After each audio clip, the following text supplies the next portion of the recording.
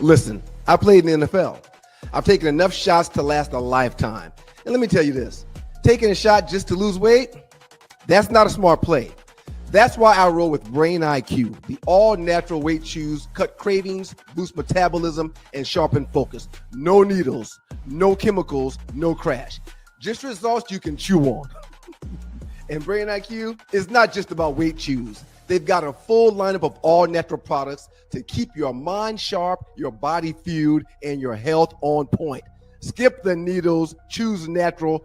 Order now. BrainIQHealth.com/REF/1LiveStew.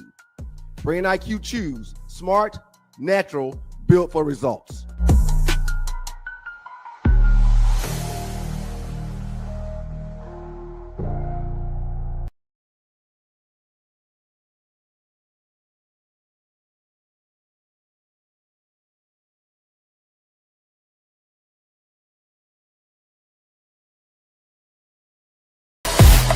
Poodles, you're in the dog house with your boys, Doug and Ryan Stewart, the Two Live Stews. The originators. Man, we started this whole thing, man. Two Live Stews, YouTube.com, Two Live Stews, Facebook.com. Stewart Media and Entertainment. What up to the Qs?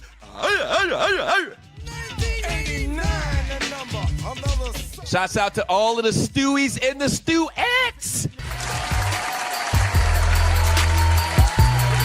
Good morning, good morning, good morning. Shouts out to ATL. Shouts out to the D. I got shouts out to everybody that's tuned into the show, the Two Live Stews Experience. Thank you for joining your boys. Ryan is not here. We got the Heisman Trophy runner-up, Joe Hamilton. There we go. You should have won the damn thing. Oh, shit, you didn't win the Heisman, man. Hey, you know what, Doug? Now I only think about, and I'm never aggravated, I'm never fed up, and it's never too much. But now I really go to Diego Pavia every time the Heisman is brought up now, Doug, because what he said about the voters, I can't get over it. Unbelievable. I cannot get over it because the reason why I say that, Doug, because to get invited to New York, it's an honor in itself. Well, you had to get voted there. Right. You know, the top 4 go to New York. So somebody had to vote for you to get to New York. So you even, poo-pooing on those guys. So I just didn't understand it. But nah, man, second place is okay when you're talking about the Heisman for that experience. So I'm okay. Absolutely. Joe Hamilton, Georgia Tech great. Once again, should have won the damn Heisman. Joins us today. Ryan is out on vacation. I said I'd pull up my Detroit Lions hat today because the Lions, like, you remember the movie Life? Yeah, oh, absolutely. Remember the movie Life? Remember that dude in Life can't get right? Yeah, oh, absolutely. Yeah. The Lions can't get right, man. And for new people, if you just stumbled upon the show today, my brother Ryan, the other half of the Two Live Stews, is not here today, but he played for the Detroit Lions for 5 years. So we've had a lot of great times and experiences up in the D. And, man, Dan Campbell, man, he a mess up a wet dream. Yep. Well, we'll get more into that a little bit later. But, man, shouts out to the D. Shouts out to everybody tuning into the show. Today's date while we're doing this show live is December 29th, 2025. The new year is right around the corner. The new year is right around the corner, so thank you for joining your boys. I hope your 2025 was good, and hope 2026 is even better. Joe, how was Christmas? Anything exciting happen? Well, yeah. Fellowship and family is excited. That's all it's about for me, Doug. Christmas was outstanding. When you look at about 20 to 25 people came through the house, so we hosted this year. I don't know how you feel about hosting. The preparation there's a lot to go into the preparation. Whether you have a potluck, whether you got to clean up the basement, clean up, vacuum, all those things. And if your family, anything like mine, and I know they want things right. They want things set up. They want things to where they can be able to relax. Right. Some people are last minute to where you're rolling in. What time is brunch? 1:30. Does that really mean 2:30 or 3:30? What times does that mean? What times does that really mean? And then, when guys come in, they come in pretty hungry. But what we do, Doug, is we make sure everybody check their energy at the door. If it's negative, we don't need it. Right. Even among family. So I'm not even talking about strangers. Sometimes family comes to those events ready to get something off their chest, talk about old days. Leave that. This is about laughter, playing games, and watching football or basketball. And that's another thing I thought about when I knew I was going to talk to you this morning, Doug. Mm-hmm. What dominated your Christmas as far as the television, NBA or NFL? Because a lot of people go back and forth about whether the NFL was trying to hijack the NBA, because I grew up on NBA always being for Christmas. You have that whole slate of games, the histories, the greats play on Christmas. So I wonder how you treated that NBA, NFL. I watched the NBA. Okay. Christmas is basically my tip off to the NBA. I love it. Like Thanksgiving, not really. Still NFL for Thanksgiving, but Christmas is when I officially get into the games. It's right around the corner. It's dominated. And yeah, you're right. Christmas is different now, where it was all NBA. Yes. The NFL done snuck some games in there. And they've got all these different contracts, all these different streaming services. Yes. So there's games on Amazon Prime. There's games on Peacock. You have to look at the schedule and see where it's being broadcasted at, or you'll forget, or you won't even know that an NFL game is going on. Or you will miss something, Doug. You'll miss something like what went on Christmas night. The Snoop Dogg had a tremendous halftime show. And if you are involved in the basketball, like you're saying, and don't worry about the football on Christmas Day, you would have missed a halftime performance that was great. Joe, listen, and I'm not using great loosely, brother. Listen to me. That's a perfect example of what I was talking about just now. Yep. Mm-hmm. Okay, I'm mad at Snoop Dogg for political reasons or whatever, but I didn't even know that Snoop Dogg was performing and that game was on until I started seeing people posted on social media. Oh, that performance was incredible. They should have done that at the Super Bowl. I'm like, what are they talking about? But that's the point I'm making. Like the NFL is like, okay, all right, basketball is y'all. We'll do you a professional courtesy and let y'all do y'all thing on the main networks like ABC, CBS, NBC, and ESPN. Mm-hmm. But we got locked down over here for the people that want to see some football, and we sold some advertising. You can come over to Peacock, you can come over to Amazon, whatever. But I didn't even know a game was going on. I didn't even know that game was going on. I didn't even know that Snoop Dogg's performing at halftime. I had no clue until social media started telling me. Yeah. And the thing about it, the NFL really tried to steal the show, because if you look at the matchup that was on Christmas, the NFL slate, there were supposed to, Doug, be great games going into the season. You had Kansas City and those guys, the matchups. You had Dallas playing. The matchups as far as playoff teams headed into the season was outstanding. But how the season kind of unfolded, those games weren't must see because obviously Kansas City didn't pull their weight. Right. All right, so listen, this is the last show of the year. We got Ollie coming up a little bit later with the Ollie Report, entertainment news. Last 48, which are the biggest memes in the Two Live Stews Facebook chat group over the last 48 hours. And also, I'm just going to throw this out there. One time, you were tremendous. The prior show that we had before Christmas came along. We're not going to do a show later on this week because it's going to be New Year's. If you'd like to donate to the show, okay, you can. Look to the bottom of the chat to the right. There's a dollar symbol. Click on that and donate whatever's in your heart. We would appreciate it. Y'all have been helping us keep the lights on. Word to my mother. Y'all have been helping us keep the lights on, so do that. And if you're watching the replay to the show, because you can watch all of the shows at TwoLiveStews.youtube.com. If you're watching a replay, look to the bottom of the chat to the right. There's a heart symbol. Click on that, and you can donate after the live show as well. Thank y'all for tuning in. Thank y'all for everything this year. And I'm going to say thank you a lot to the people that have helped and supported the show all year long. Big time help, man. Big time. Thank you. Big time, tip of the cap. We appreciate it. We appreciate it. All right. A couple things we want to get into today. We're going to talk a lot of football. We're going to talk some NBA.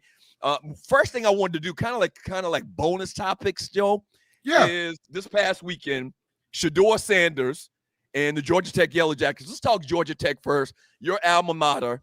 Georgia Yeah. Tech goes down this past weekend to BYU 25-21. In the Pop-Tarts Bowl on Yes. Saturday. How do you feel about these sponsors with all these crazy names? You okay with that? Yeah, I'm okay with it. Yeah. Because at the end of the day, Doug, it's a game for guys that still want to play football. And you get because of those sponsorship, you get a lot of swag bag, take home goodies. So it's worth it if you're going to if you're going to put in the effort to try and enjoy it. You'll be able to enjoy the bowl game. Now, it's not a national championship, but you will be able to enjoy it if you want to. Okay, one quick comment before I get your thoughts about the job that Georgia Tech did this year. They had a great season in relative terms. Oh, my Snoop God. Dogg, speaking of Snoop Dogg, Snoop Dogg even has his own bowl game. Did you see that?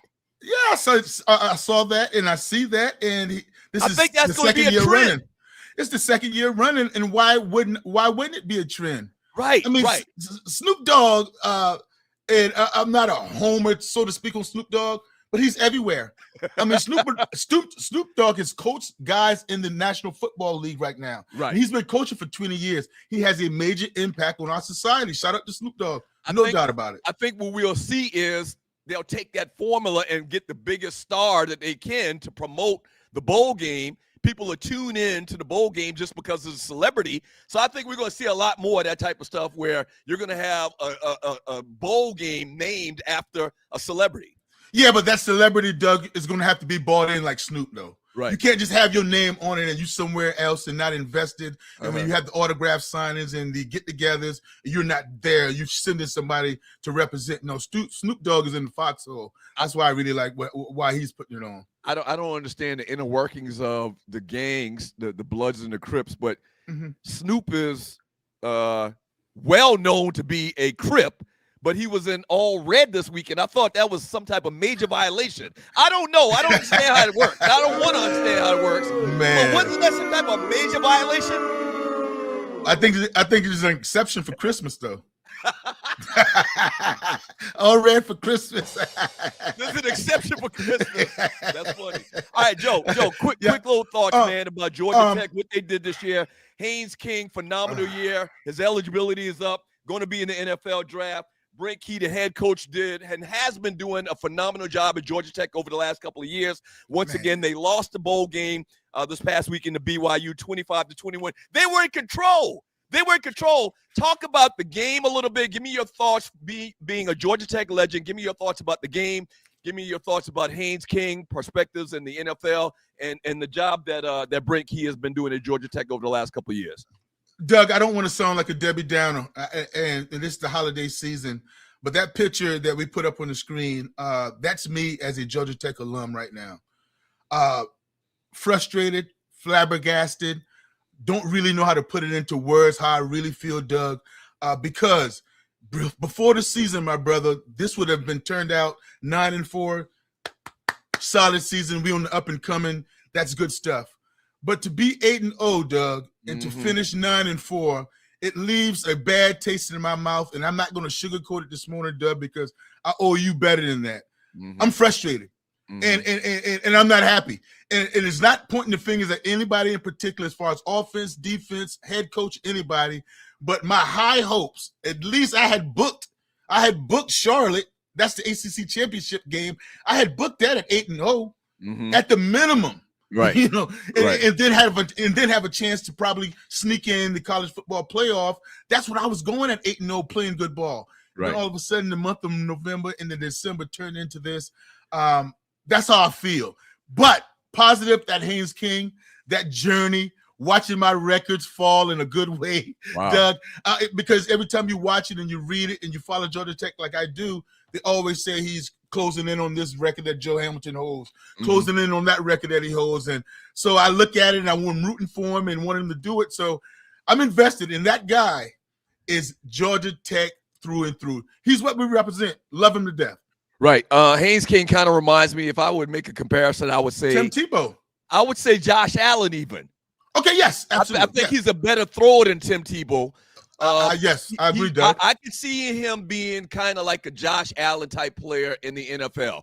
And also, lastly, give me your thoughts. In the NFL, wow. Yeah, give me your thoughts about Brent Key, the head coach of Georgia Tech Yellow Jackets, and where he's gotten this program to this point. You're right. When they were 8-0, Joe, and I said this on the show, and you watched the two experience. When they were 8-0, Joe, I don't want to say it was a Fugazi 8-0.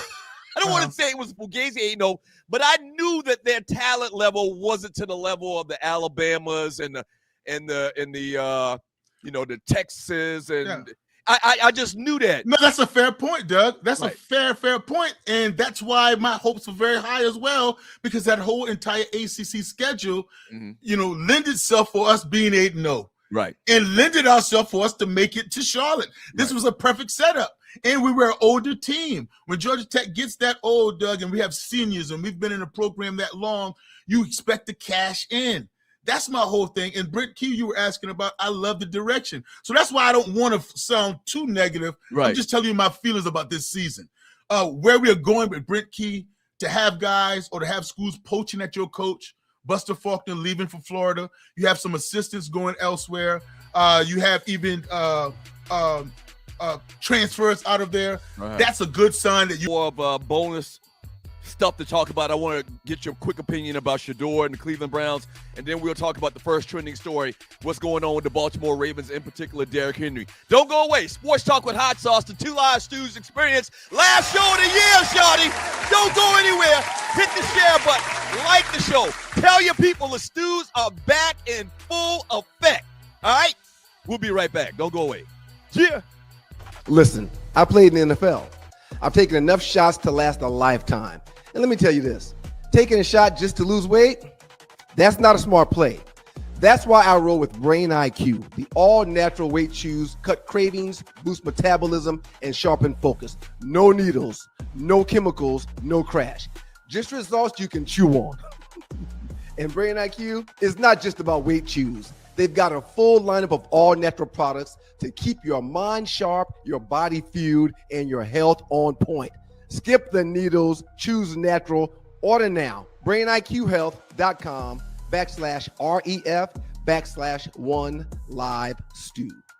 Brain IQ Chews. Smart, natural, built for results.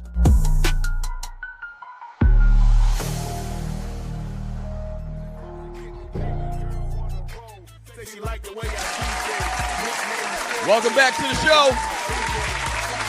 Doug Stewart, Ryan Stewart, the Two Live Stews experience, joined today, though, by my man Joe Hamilton from the next town over, Alvin, South Carolina. But he's a Berkeley County boy. He's a Berkeley County boy. So people just tuning in for the first time to the show, and I know Atlanta people in particular, because we've been doing this for 25 years. Y'all hate when I always, go into these little stories about things that you've heard before. But all right, remember, we always get and have new listeners. So whenever we get new listeners, we got to, reset the table and kind of tell you a little background. So Joe is from the next town over from me and Ryan's hometown, Alvin, South Carolina, the big city of Alvin, South Carolina, home to the Macedonia Foxes back in the day. They're not even, your high school isn't even around anymore, right? No, sir. Now it's Timberland. It's known as Timberland. Yes, Timberland. Sir. So Timberland combined St. Stephen, Macedonia, and Cane Horn. Right?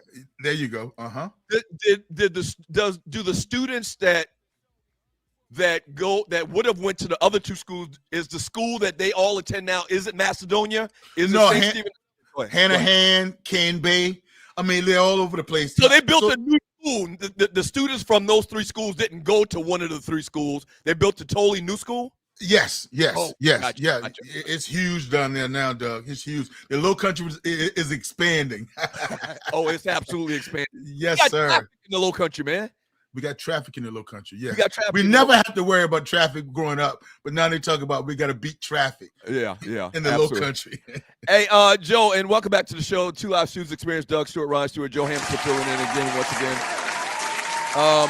Cleveland Browns rookie quarterback Shedeur Sanders led his team to a 13-6 victory over the Pittsburgh Steelers in their Week 17 matchup on Sunday. He threw for 186 yards. He had 2 interceptions. One of them was a tipped pass, which was a very good play. The other one was just it's almost like he was trying to throw the ball away, and he didn't throw it far enough, and it was in the field of play, and he got an interception. Okay? You can't do it. You can't do that. You can't do that. Yeah, You can't do that. Here's the point I was making, and for people once again tuning in for the first time, I am unabashedly rooting for Shedeur Sanders. Yes. I'm rooting for him because he's got so many haters. It's just as simple as that. Mhm. The damn coaching staff, the front office of the Cleveland Browns is hating on this guy. Mhm. I threw out something yesterday, and I should have made a meme out of it. Don't forget, basically the point of the meme was in saying that Peyton Manning threw 28 interceptions his rookie year. You threw that out? I threw that out. Point of the post is that rookie quarterbacks throw a lot of interceptions. Yeah. It's as simple as that. And I know it sounds like I'm making an excuse for him, but remember, rookie quarterbacks throw interceptions. The offensive line, there's not one starter that started for the Cleveland Browns at the start of the season on the offensive line that's playing right now, that's active right now. They're all injured. He has 2 seconds to throw. Yes, some bad interceptions, but what I took from the game more so yesterday, this guy made like 5 or 6 NFL throws. Like, he made some NFL throws where he had to drop it in the breadbasket. Like, he threw guys open. He threw the spots on the field before the wide receiver even turned to come back to the ball. What are your thoughts from what you saw from Shedeur Sanders on yesterday? Your thoughts, Doug? Congratulations to what you're saying, Doug, because I wouldn't say I'm fed up with it, but come on. I mean, even when you know, what really pisses me off, Doug, that, you know, some people doesn't have the ability to change their opinion on something. Right. Yeah, if you thought he couldn't play, or if you thought he couldn't do this, or you thought that, you know, he wouldn't make it in the NFL, and he's still showing you different, say he's showing you different. Say I was wrong. We all are wrong. We give an opinion. It's never right or wrong when we're talking sports and projection. But here's the deal. I want everybody to paint Shedeur Sanders like you paint everybody with the same brush. That's all. Right. Because you hit the nail on the head when you say a rookie quarterback. They're going to throw picks. When he threw that interception, his second interception yesterday, across his body, back across the field, that's a no-no. That's a no-no for all quarterbacks. You can't do it. You can't turn the football over. He's thrown more interceptions than touchdowns. I'm forgiving him for that. And not because I'm a homer, because what you said, I know about rookie quarterbacks in the struggle. Who's that? Who are their wide receivers? He lost Fannin Jr. yesterday. But what about that O-line? So what I'm going to do, Doug, and what I've been doing for Shedeur since he started, how is he progressing? Is the game too big for him? Does he look wide-eyed, which he's never looked? The toughness he's showing, because he's getting up time after time after time, and he's getting hit almost every time he drops back. Every time. So you know, and he doesn't look like he's lost. I make it a point that when I look at Shedeur, when he's calling that play in the huddle, Doug, boy, those guys are looking right at him. And he's tapping him on his shoulder. But he looks like he's confident in what he's saying. I like the direction he's going. And this, at this moment, we don't know if that coaching staff likes him or not, if the front office likes him or not, by what they do this offseason. Yeah. Is he putting the work? Is he lighting the NFL on fire? No. But is he showing you to be a competent NFL quarterback with development can be your guy?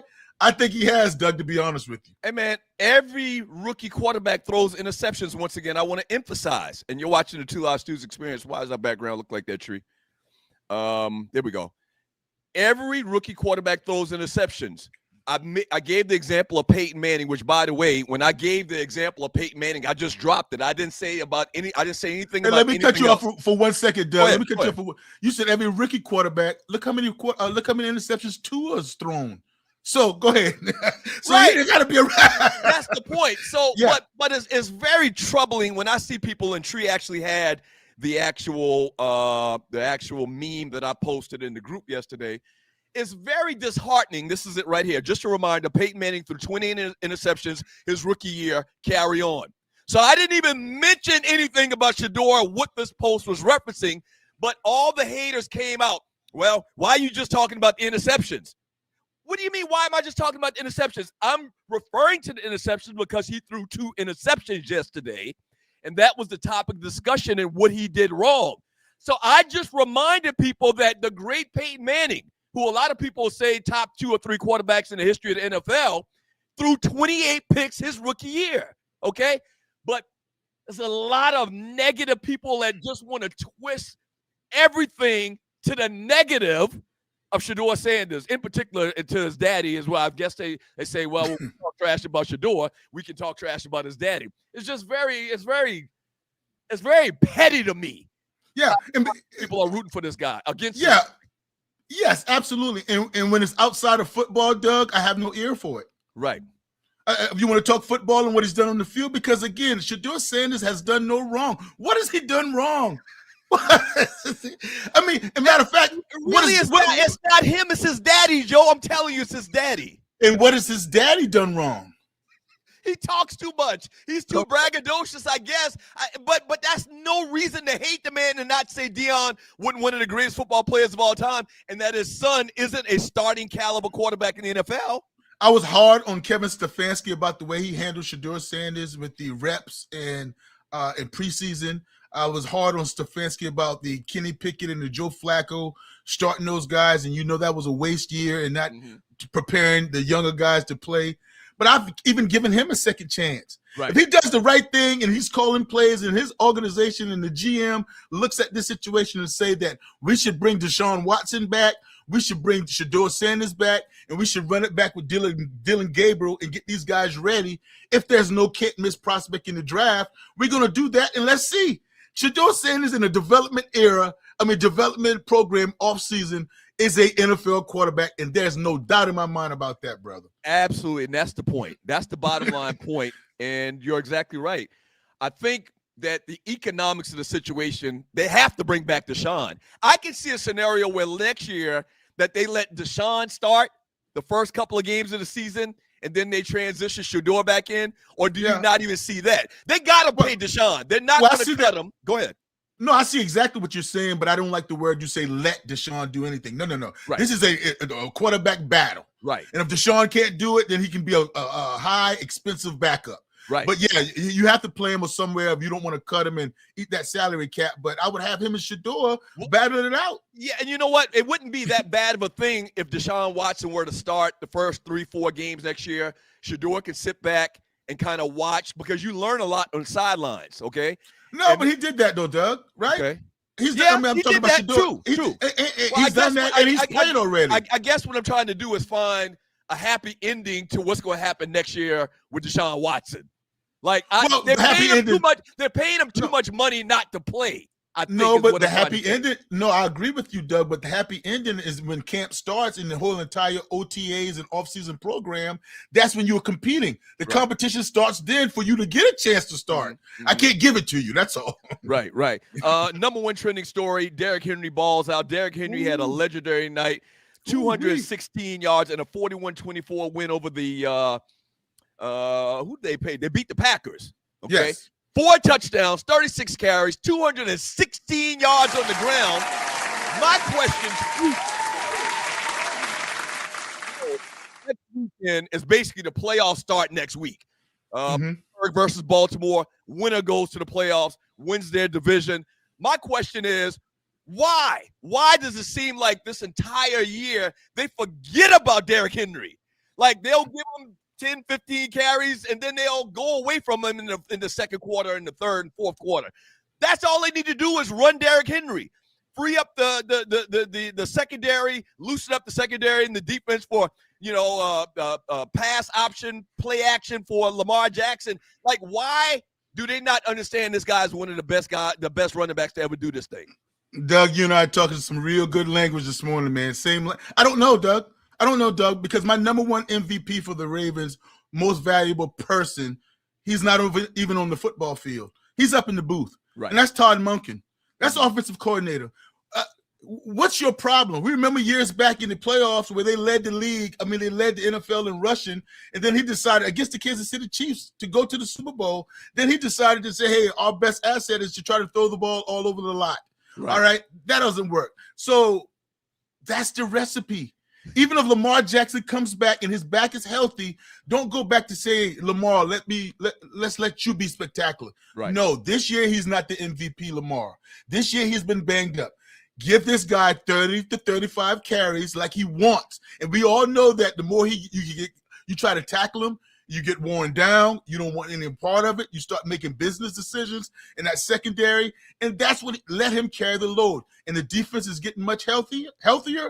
That's a scary team. That's a scary team if you're going to make sure Lamar Jackson understands. And if Lamar Jackson, Doug, can understand that you a dual threat running quarterback. Mm-hmm. We're not asking you to be Dan Marino. You don't Right. have to show me that you can sit in the pocket and dissect the coverage. You don't Play have to your do that. game, right? Play your game. Right. Play your game. Play your game. Get down, get out of bounds. But we need your legs for you to be able to hold up this trophy. Bottom line, man. But I want to say shout out to the NFL real quick, Doug, because these division matchups in week 18, phenomenal. Phenomenal. Every single game you're going to watch on Sunday is or Sunday or Saturday is a division matchup coming up. Yeah. Some of them is to take all, winner Right. take all in the terms of division. Same thing. Excellent. Same thing going on in the NFC South with Tampa Bay and Carolina. Yes. Winner that game goes to the playoff. They win the division. They go to the playoff. Derrick Henry moves into 7th all-time with the 7th 200-yard rushing game. This man has rushed for over 200 yards. That's got to be a record. That's got to be a record. And a record for most 150-plus yard 2-touchdown games, 14. So he's got the record for 150-plus yard games with at least 2 touchdowns in NFL history. Ball award to Derrick Henry, man. Yes. And dare I say to you, he has a chip on his shoulder. And the reason why is because what he did early in the season, because he said out of his own mouth that he cost the Baltimore Ravens 2 games with his fumbling habits or his fumbling woes, which he does not do. It was uncharacteristic of Derrick Henry, but he did drop the ball on the carpet against Buffalo, and I think the game right after that. So he has a chip on his shoulder. So give him the ball, please. Just give him the ball, John Harbaugh. Yeah, and Todd Monken. Just give him the ball. So that game's once again, it's going to be a playoff game. It is a playoff game. Whoever wins that game goes to the playoffs. And if the Ravens get healthy, and in particular, I'm talking about Lamar Jackson, I can see them going on a run. They've had other years where you expected them to be one of the best teams in the league and one of the top seeds in the playoffs, and then they haven't come through. What happens when it flips and they barely sneak in and they have a sense of urgency? Crazier things have happened where all of the years before we thought this was going to be the Ravens' year since Lamar Jackson's been in the NFL, this could be the year. If they sneak in, they can shock some people. Playing as the underdog, right? Playing as the underdog with not that much pressure. Yeah, they were always the team that was said to be the favorite. Exactly. Yes. Yeah. Can I give a Buster Award right quick, Doug? Go ahead, Joe. This is going to be somewhat controversial, but I'm going to give a Buster Award to DK Metcalf. Ooh. Because he's really costing his team. And the reason why I said controversial, and I really wasn't trying to do it because I don't really know what that fan said. Right.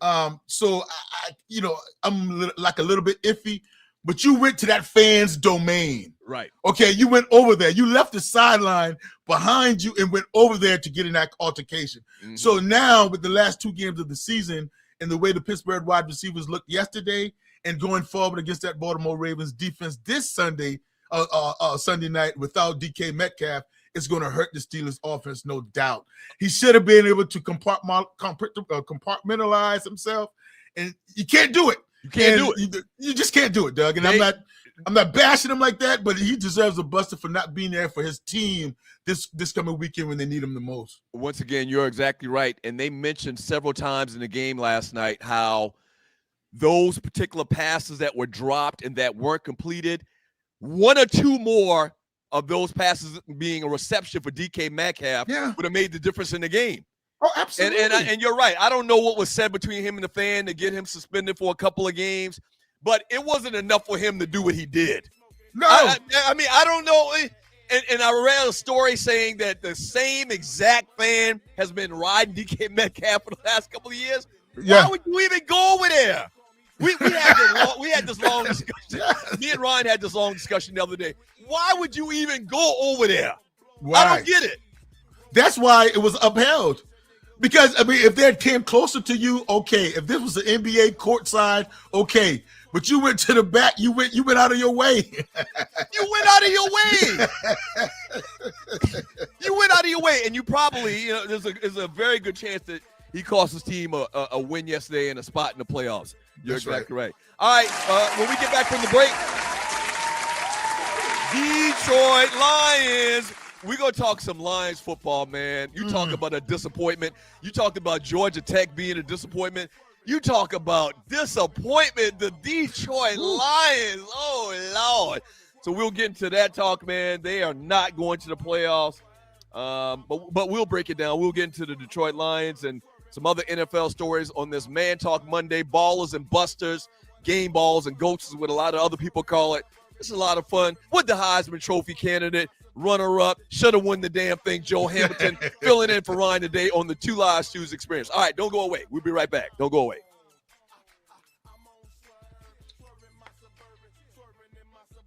Are you tired of workouts that leave you feeling drained? Do you want to push your limits without compromising your health? Introducing NPE, the ultimate pre-workout powerhouse. NPE is packed with natural plant-based ingredients that fuel your body and mind. We're talking about sustained energy, enhanced focus, and accelerated recovery. All this while giving your immune system a powerful boost. But NPE doesn't stop there. It also stimulates circulation, enhancing blood flow throughout your body. And it doesn't just improve your workout performance, it also boosts fertility and sexual drive in both men and women. Whether you're a seasoned athlete or just starting your fitness journey, NPE is here to help you reach new heights. Don't settle for sluggish workouts. Unleash your inner athlete with NPE. That's natural performance energy. This is not your ordinary pre-workout supplement. Our clients will tell you NPE also stands for natural power, peak performance. Every workout. Welcome back to the show. The Two Live Stews Experience, the realest, trillest sports and God talk show in America, joined by Joe Hamilton today, filling in for my brother Ryan Stewart, who's out on a vacation. I don't even know exactly what Ryan's doing. He just be all over the place. But it's good to have Joe in, my homeboy, Georgia Tech legend.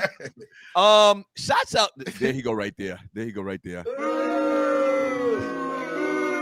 That's his cornrows. That's his cornrows.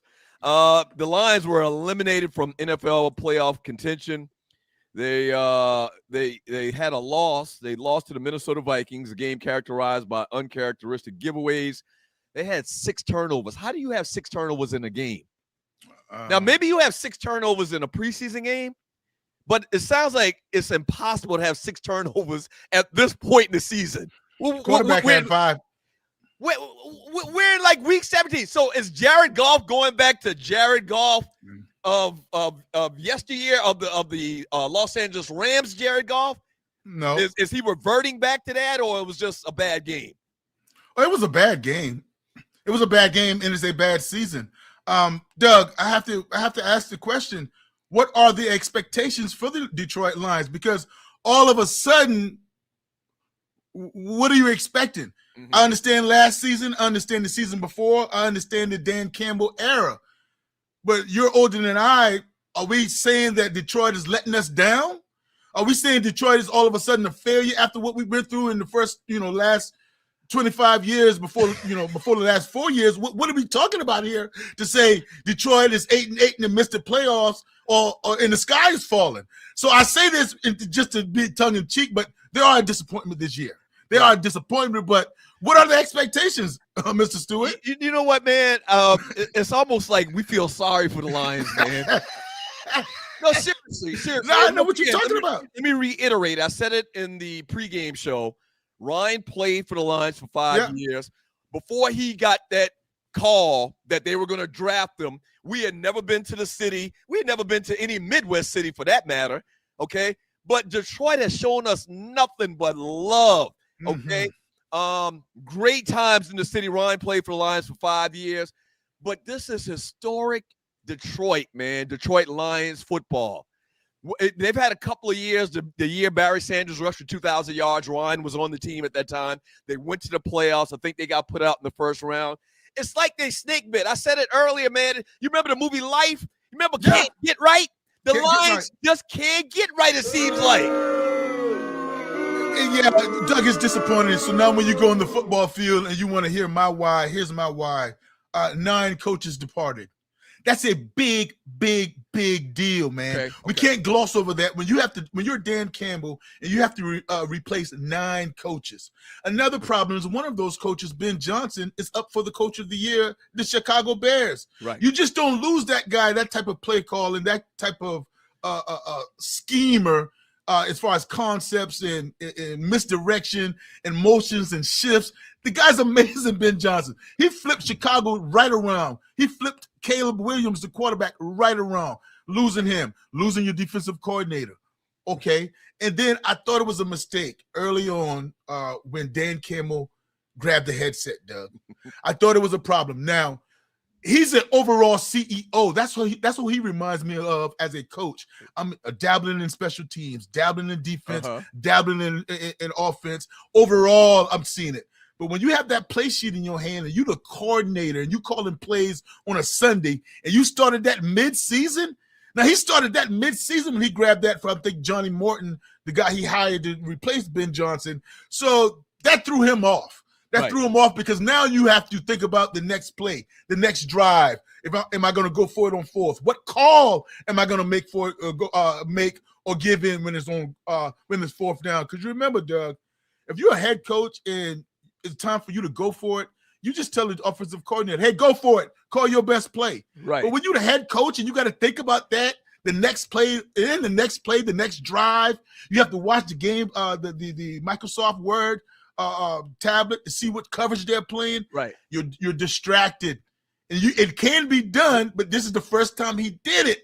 And I think that threw him off a little bit this season. So, Joe, you brought up another subject that I'd love to have a discussion about.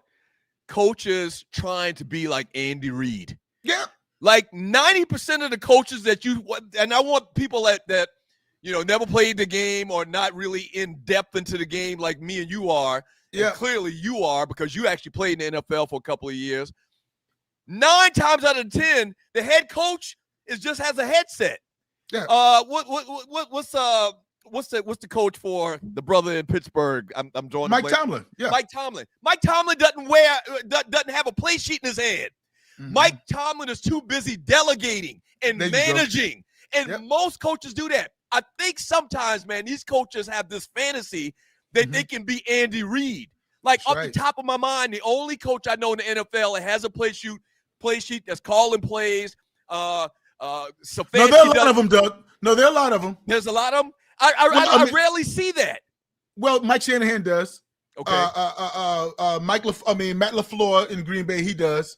Kevin Stefanski does. As far as in Minnesota, Ben Johnson does it with Chicago. Okay. So I mean, when you're talking about gurus, you're talking about gurus, and that's he can't do it though. No, and that's what that's always begged the question about what would you rather, Doug, and your head coach for your team. Because I've always said that I want a Mike Tomlin. I want somebody like a John Harbaugh that's overseeing everything and not necessarily involved in calling plays because you are not distracted. Right. So even Arthur Smith, when he was here with the Atlanta Falcons, I thought that was a problem with him as a head coach because he always had his face into the offensive play sheet. Mm-hmm. So that's the problem I have with Dan Campbell, that wasn't his style. Right. So I don't have a problem with, you doing it. But that wasn't who he was his first couple years in the league. Let me make one other point too. And you're watching the Two Live Stews experience. Dan Campbell, once again, I don't want anybody to go back and say, what's the paper in Detroit? Is it the Detroit Free Press? Mm-hmm. I don't want anybody at the Detroit Free Press passing around in the sports community that Doug Stewart is hating on the lines. I am not saying that at all. No. Dan Campbell, his clock management, and some of the calls that help him decide a game, some of the major decisions as a head coach you have to make, he's eared. Like he's had a lot of mishaps. And you know what it almost feels like? It almost feels like that. I'm not saying fire him or he's going to get fired. No. What I'm saying is it almost feels kind of like Belichick when Belichick had his first opportunity in the NFL and he struggled. He had a second opportunity, and we all know what happened with the New England Patriots. It feels like that Campbell's going to, at some point, leave Detroit, going to get another opportunity, and all of the mistakes that he's making now, his first couple of years as a head coach, he's going to correct those, and he's going to be a great coach at the next place. No, I think it's this place, Doug. And here's why. Everything you're saying is so correct, but I think he can't correct them now. Because he was he came in on the scene. Detroit came on the scene as the underdog, going for it on fourth down, surprising guys, being the new kid on the block, exciting kid on the block. That was good. He needs to go back and play fundamental sound football. That's it. Some of these gambles and going for it when he's going for it, it makes no sense. He's trying to recreate football. Punt the football. Kick yourself some field goals. The simple things, Doug. And when you miss the simple things, this is what happens. This is what happens. So I think going back to his roots, going back and just making sure that he can get the right people in the building because the talent is there. Shout out to Brad Holmes, the GM at Detroit. The talent, he's bringing in a lot of talent. But here you are with the projection of winning the division, and you're last at 8-8 behind the Vikings. Nobody saw this coming. Fly. Nobody saw this coming. No, and now to your point now about he's not going to do it in Detroit, there are expectations now in Detroit. Right. So that he's made. So right. Yeah, they're going to start expecting some things. My college coach at Newberry College, and I can't even remember his name right now. And it was actually the offensive coordinator. His name was Etta. But he used to always say, elephants don't bite, mosquitoes do. You ever heard that before? No, but it's almost like a little gnat. but no, think about it. Elephants don't bite you. Mosquitoes do. It's the small things. You have to pay attention to the small details, okay? And the details are getting your extra points. The details are taking 3 points as opposed to trying to go for it on fourth down all the time like you some kind of darn wild maniac. Yeah, that's the reason they've been doing this for 100 years. You can't come in and think you're smarter than everybody else. That's right. And you will start going for it on 4th and 3 and 4th and 4. No. Take care of the fundamentals. Take care of the small things in the game. And I think he's had an issue with that over the last couple of years. But hopefully for the Lions fans, the city and the team and the organization, he'll get better as he goes. Yeah, again, going forward in that division, Jordan Love, in that division, you have Caleb Williams and your old coach, Ben Johnson. What are the expectations for Detroit going forward? I mean, are you the best team in NFC North now? Well, going forward. It's going to be a battle for many years because of the great quarterback play with Green Bay and Minnesota. You got, so it's going to be a tough division to win over the next couple of years. But, man, we came into the season, they were one of the Super Bowl favorites. Yeah, they were one of the top 2 or 3 teams people were talking about from the NFC that could make it to the Super Bowl. And I think I glossed over it, so I'm going to speak for myself, Doug. I didn't really understand the impact of Ben Johnson on that offense. I didn't. I underestimated. I thought that anybody would be able to plug and play. And even defensively, losing your guy to the New York Jets, that plays a part, although I love Kelvin Shepard, the defensive coordinator there at Detroit now. But I didn't know that losing 9 coaches would have a biggest impact that it's had on the Detroit Lions. Man, you know what? It seems like teams like that, they're always rebuilding. I kind of hate the whole, and I guess I can't say I hate it, but that's what happens when you start winning. People start picking off your coordinators, you know? Yep, that's right. They get opportunities. I mean, that's how the world works. But, man, it's tough starting over, and you got one of the best backs in the league in Gibbs. And, man, everything was looking so bright for Detroit, which is a crazy statement to make knowing the Lions' history over the last 30 years or 40 years that I've been watching football, 45 years that I've been watching football. But, man, they got everything that they needed and just injuries. It's a lot of different little things that has affected them this year. But, man, bottom line, very, very disappointing year for the Detroit Lions, man. At 8-8, though, I mean, it didn't – how much credit do you give to the parity of not only the division but the NFL? I mean, again, if you're Roger Goodell and you're an NFL fan that does not have a dog in the fight, so to speak, this NFL season's been pretty good, Doug. Right. It's been very good. Yes. It's been very good. And so competitive. I mean, the right games on TV on the right time, so even the Thursday night games have been pretty good. Joe, bonus question I'm going to throw in there, and you're watching the Two Live Stews experience, Doug Stewart, Ryan Stewart. Backup quarterback for the Green Bay Packers. Malik Willis. Malik Willis. Yes, sir. He can play. He can be a starter in the NFL. Oh yes, sir. I'm happy you brought that up. Yeah. He can be.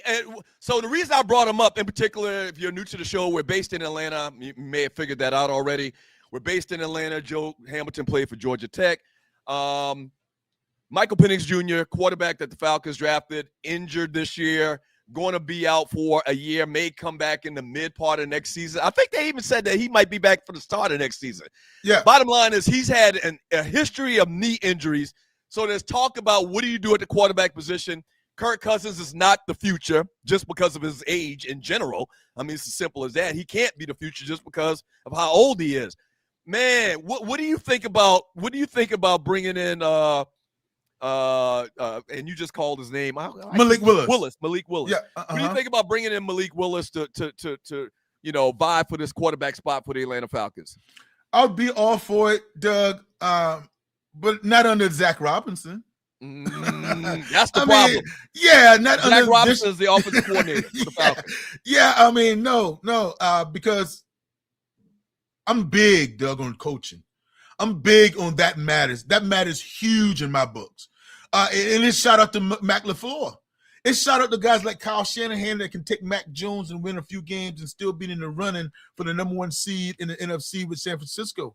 It can be able to take Brock Purdy, the Mr. Irrelevant, the last pick in the draft, and make him what he is, throwing darts and being as hard as he is.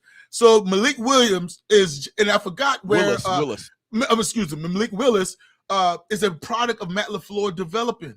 Same thing we thought about. The guy that went to Dallas and went to San Francisco. What's his name, Doug? And now he's with the Chargers. And we're saying that Jim Harbaugh is turning him around. He's a backup. Okay. The name will come to me in a second.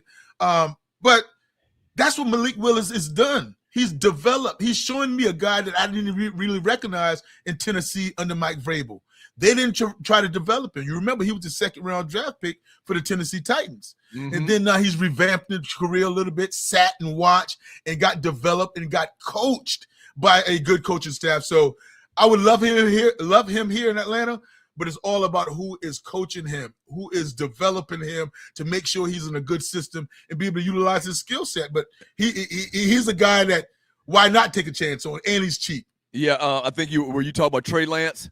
Trey Lance, thank you. Trey Lance, in the time that we've seen him on the field, the short spurts that we've seen him on the field, yes, him and Willis look like they could be starters in the NFL. Absolutely, and then those are guys going to different programs that fit my skill set or kind of revamp some game plans that I can be successful. I like Malik Willis. What do you think is going to happen with that situation in general next year for the Atlanta Falcons? And you're watching the Two Live Stews experience. Do you think that they're going to go with Kirk Cousins? Do you think Penix Jr. is going to be ready and they're going to stick with him? They use a 1st-round pick on him. Or do you think they're going to go out and get a Willis or one of these guys that we're talking about right now, Trey Lance? Doug, you're asking me a very tough, hard question because I don't think this coaching staff is going to be here. I don't think this GM Terry Fontenot is going to be here. So that whole evaluation of Kirk Cousins is going to be almost get you out of the door, get out of here. Right. So I don't think I think Michael Penix Jr. is going to be like, get healthy, and then you're going to have to bring a quarterback in because the Atlanta Falcons are building themselves offensively to where you'll be able to plug a subpar or an average or just above average quarterback in there and be successful. I mean, you got number 1 draft picks all around. Now, Kyle Pitts, you and I and Stu said before, we're not going to fall for the banana in the tailpipes about Kyle Pitts, are we? He's gone. No. Yeah, right. so the offense is Bashawn Robinson, Drake London, and you definitely going to have to find a quarterback. I don't think that quarterback is Kirk Cousins next year. I think it's Michael Penix riding forward. Loose next side. Trey Lance is nice. The injury slowed his development. I like him when he was with the Cowboys. They project where he got drafted at. He's kind of been a disappointment. But since we've seen him in some kind of like some times where he had to come in relief of the starting quarterback and what's his name? Bobby Hebert? No, the quarterback for San Diego. And we messing up names this morning like crazy. What's his name? San Diego now? Yeah. Herbert. Justin Herbert. Herbert, Hebert, Obert. Yeah, Herbert. We've seen him come in relief of Justin Herbert, and he's looked fantastic. I think both those guys are going to get an opportunity. Some team that needs a quarterback are going to make an offer to those guys, to that organization to bring those players in. Yeah, Trey Lance still hadn't started 10 games in his career. Wow. See, I mean, the reps, he still hadn't started 10 games. So how are you going to evaluate him? Yeah, you're exactly right. Going to be very, very interesting. Hey, thank you for joining your boys, the Two Live Stews Experience. This is the last show of the year, okay? We'll be back next week, Monday. We still got a lot of show left today. I don't want you to think we're quitting for today. But the next show, the next live show will be next week, Monday, which next week, Monday is Thursday. No, let's see. Next week, Monday, the 5th. January 5th, Monday, we will be back. Ryan will be back. I'm pretty sure he'll be back then. And we're going to get the year started off right with Sports Talk with Hot Sauce. All right, when we get back from the break, quick little break. When we get back, Arlie coming in with the Arliewood Report. We're going to talk some entertainment. We're going to talk some entertainment news, find out what's going on in the world of entertainment. And we still got some other trending topics we're going to get into later as well. Arlie's going to give us an update on the cruise. If you didn't know, the Stews are doing a cruise. We're watching the Super Bowl on the big water. Headed to the Bahamas. Arlie's going to give you an update on where we're at with that and how you can still get down with the cruise and come and hang out with your boys for Super Bowl weekend. All right? Don't go away. Two Live Stews Experience. Arlie coming up next. Hello there. It's your favorite cruise director, Arlie Michelle. And you want to be on the inaugural Cruise with the Stews, February 6th through 9th. What's up, Stew Nation? We want to see you out on the big water for the big game. And we cannot wait. Have you signed up to go with us on the cruise yet? If you haven't, there is still time. We want to see everybody's face in the place. We're going to be celebrating from Miami to Nassau, Bahamas, and back. You want to be in the place. Can't wait to see ya. Yay! We're so excited. We're going to cruise together. Cruising with you, cruising with you, cruising with you. Come on, y'all.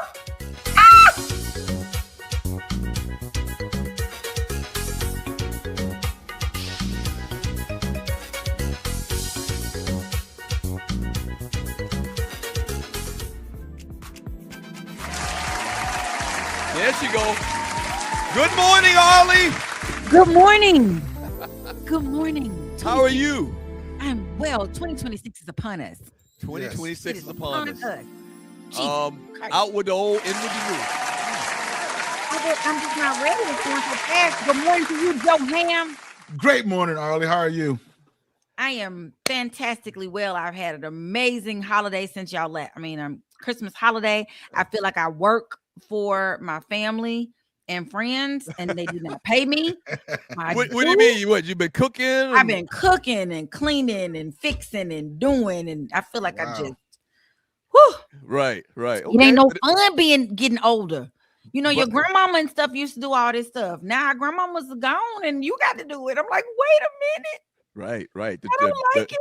The torch passed to you, Arlie. I didn't want it. All right. My What was your best Christmas gift? My best Christmas gift? Yeah. Child, my son is going to get me some lessons for my gun so that I can learn how to properly use it. That's my best gift. What kind of gun you got? I have a 9mm Glock. What? I think it's a 26. What do you mean 26? I think like it's, you know how they have like a 26 or 24, like the little bitty one, and 28, like they got the different sizes of them or something. I'm not that, sure whatever that one is. Okay. And I want a shotgun. So anybody want to give me some suggestions on a shotgun? Wait, what do you mean you want a shotgun? I want one. Oh, you want Like, one? I thought you said you won one. Okay. No, I wish I won a shotgun. But you know, What's the reason behind the shotgun? why do I want one? Yeah. Because I want to stop you before you get too close to my safety. I want to stop you back there. So you've been talking to someone about home safety because the gun experts will tell you when you have a gun for your house, you should get a shotgun. Yep. Because you ain't trying to miss. You might miss with a pistol. With a shotgun, you shooting the whole area. All you gotta do is point it in that direction. Joe, did you hunt growing up in Alvin? Yes, sir, we did. Yes, sir. like that. Squirrel, deer. Deer. Okay. Yeah. All right, 12 all right. gauge. Yep. I don't want to do that. I don't want to hunt, but I want to stop you before you get here. Hey, Arlie, give us an update on the Cruise with the Stews, the inaugural Super Bowl cruise. Where we at?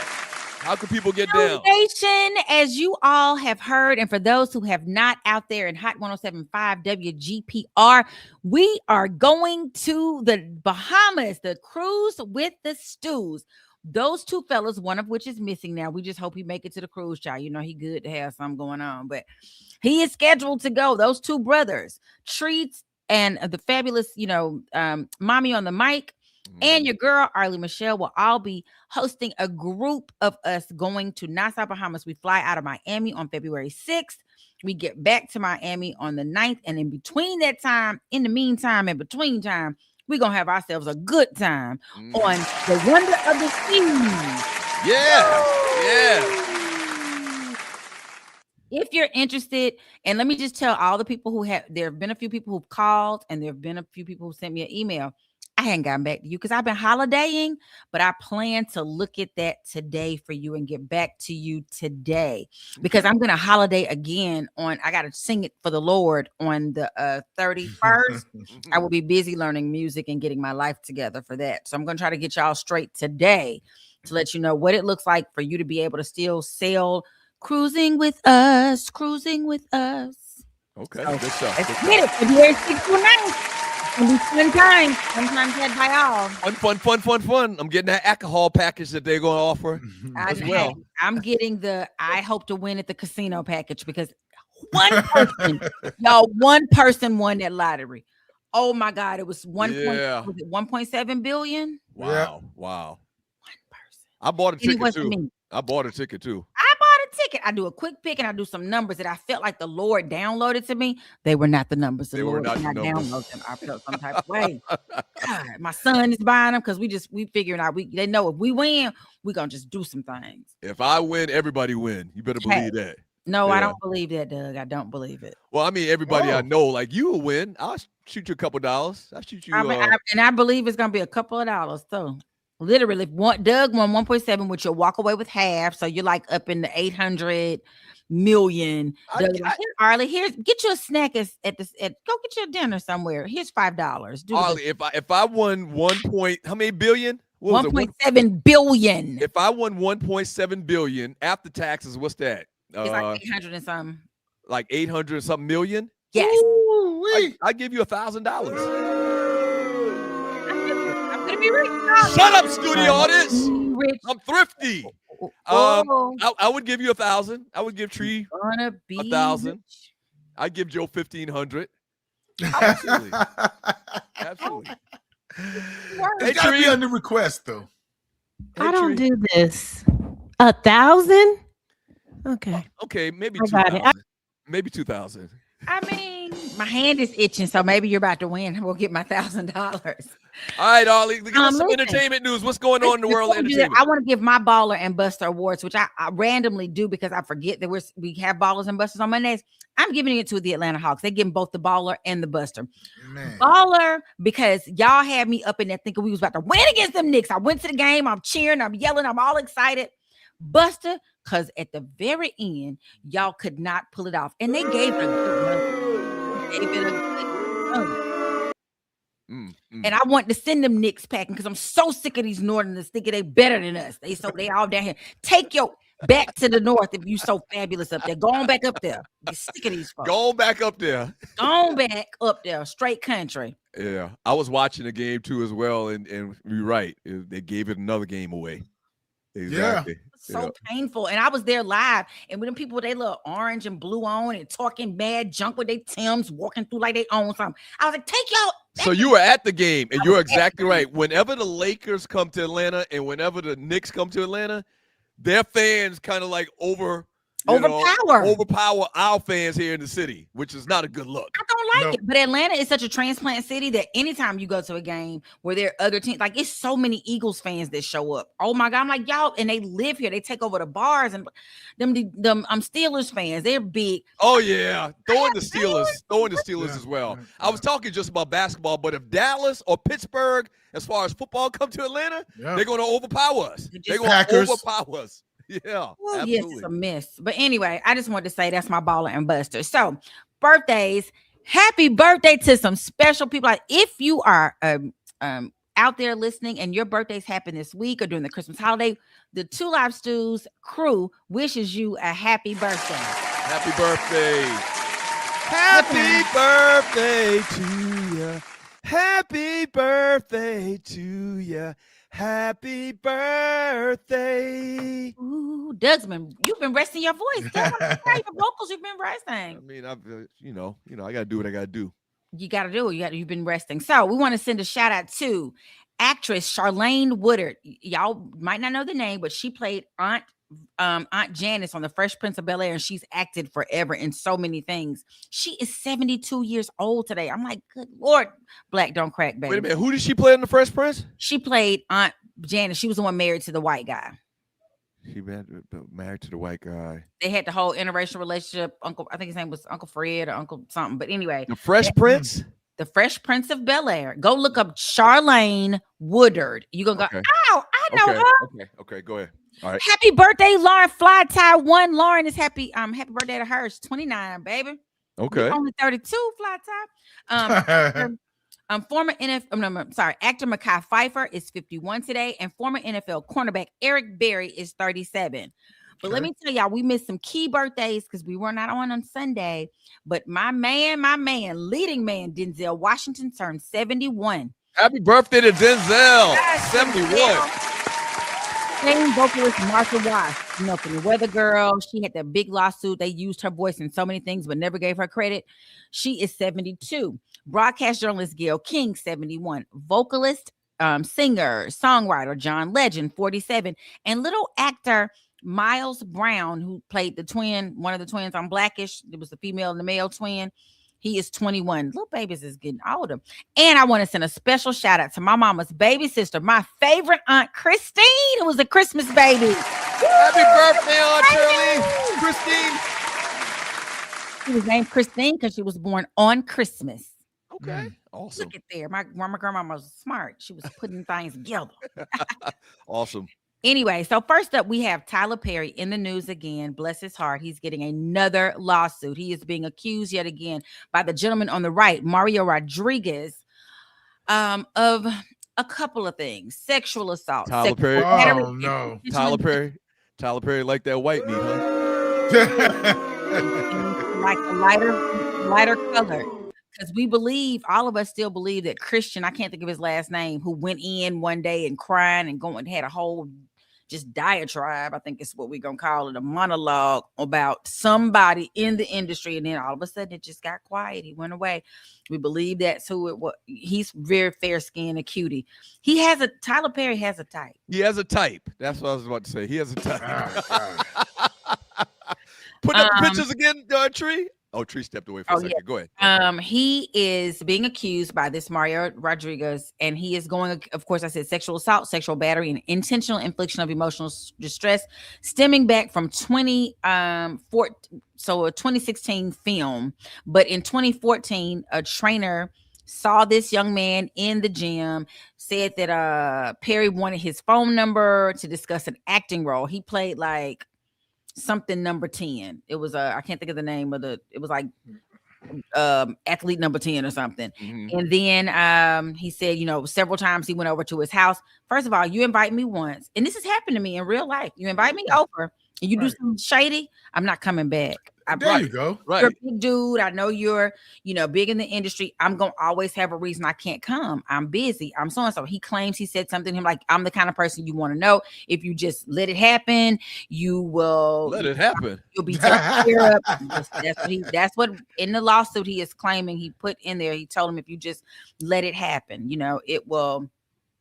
I'm not a bad person to have in your corner. Yeah. Nah. So he was cast in that film. He said the lawsuit describes additional alleged incidents in 2016, 2018, and 2019, including one encounter in which Perry allegedly attempted to unbuckle Rodriguez's pants, and another in which Perry placed Rodriguez in assault. He was given, every time something happened, Tyler Perry is allegedly gave him $5,000 each time something, was inappropriate. Give him $5,000 and send him on his way. That's what he said. I guess the money stopped flowing in, so he's coming out now. All right, so if you're 70 million. If you're new to the show, Arlie is a thespian. She's in Beyond the Gates, national daytime soap opera on CBS. She's had plenty of other acting credits to her credit as well. Has the casting couch, what do they call it? The casting couch? Has that ever come into play with you? Has anybody tried to get you in bed? I'll give you a role. And I say this, that has never happened to me, and it's a blessing. It has happened to me in the music world, though. It has happened in the music world, but it has never happened in the acting space. I have an agent. See, in that music world, it's dicey over there. And I used to, for my brother, and those who don't know, my brother is Bobby V. Before he became Bobby V in the group Mr., I used to like try to find people to take him to listen to him sing, because he was just so talented as a young kid. And there were times when I go to the studio and take it. They'd be like, "Oh, bring him Brian, let's hear him sing." And they're like, "Well, he sound good, but so what's up with you? What's on?" I'd be like, nothing. When I was 16, I went in the studio to do a song, and that gentleman came to me when that whole Me Too movement came out, and he was like, "I want to apologize to you. I know you were young, and I probably was very inappropriate." He was probably scared I was about to come Me Too. Right, come for him. Right. He said, "I had a very big crush on a young," and he was grown, like his child was a year older than me. Wow. So I was 17, I was 16. It was just inappropriate. My parents were very strict, though. Thank God, because so many people have horrible stories like this. Yeah. It happens. Wow. It happens. It's terrible. Okay. And it's usually from a person this big. Like I got, this man, they got the same attorney as the first one. Derrick Dixon is suing him from 260 plus million. This gentleman is for 70 million. They're saying, the same kind of stories, but unfortunately, once you put it out there, then y'all think this is the case of people just like, "Oh, I can say he did the same thing, so to make it look more real," or do you think it really happened? I mean, it could be either one, and that's the problem with something like this. It's just somebody's word against yours, unless dude has some type of, I don't know, proof. I don't know what kind of proof he would have, though. He's saying that he hates that he didn't come forward before, because it probably could have saved so many others. I don't know who these so many others are. That's what he's saying. There's victims. There's a list of victims. This guy is saying. Yeah. Come on now. I just hope Tyler Perry does not have a cash out. He doesn't pay. If he pays, you're guilty, in my opinion. Right. But let me say this, and I know that's what a lot of people think, but having gone to law school, graduated law school, gotten a law degree, I realized how many times people do that in an effort to just get it moving on out the way, and or it's so expensive to hire good attorneys. These attorneys are like $1,000 an hour, and at the 15-minute mark, you're paying increments of that money. So you're paying out where I could just go ahead and, now I'm not giving you 260 million, but I could maybe negotiate a settlement. And then we just move on. And that's a lot of what happened with Michael Jackson. A lot of those things did not happen, but people just started to pile on. So I feel like this is about to be a pile on. Yeah, I'm not paying you shit if I ain't do nothing, though. That's what I'm saying. I'm gonna upgrade you regardless. You asked for 260 million, and I settled for 10. I'm still gonna upgrade. Right. It's crazy. It's an interesting story, and I hate that, because I feel like it's about to be like we saw with R. Kelly, like we saw with Weinstein, like we saw people start to come out, and I remember with, what's the one, Bill Cosby, people start lying. They were catching people in the lie, but it doesn't matter, because once you say it, everybody's like, "Oh, it could be true." Right. So we don't know. Right. You can be the greatest guy in the world for 50 years, but if one story like that comes out, even if it's true or not, that's it. Like your reputation is gone. It's crazy how that works. I still love the Cosby Show. I don't care what nobody say, and I feel like that was in that time frame. So anyway, next up, because Tree is back there giving us great direction.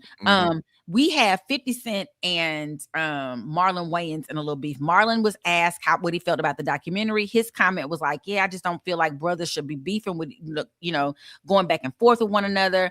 Then he said, only for me to get into it with 50 and we going back and forth. And his brothers, the funny of this is that his brothers were like, dude, you got to get into beefs with smaller dudes. Pick a fight with Soulja Boy. Pick a fight with Kevin Hart. Please do not pick a fight with 50. He big. He got shot 9 times and he lived.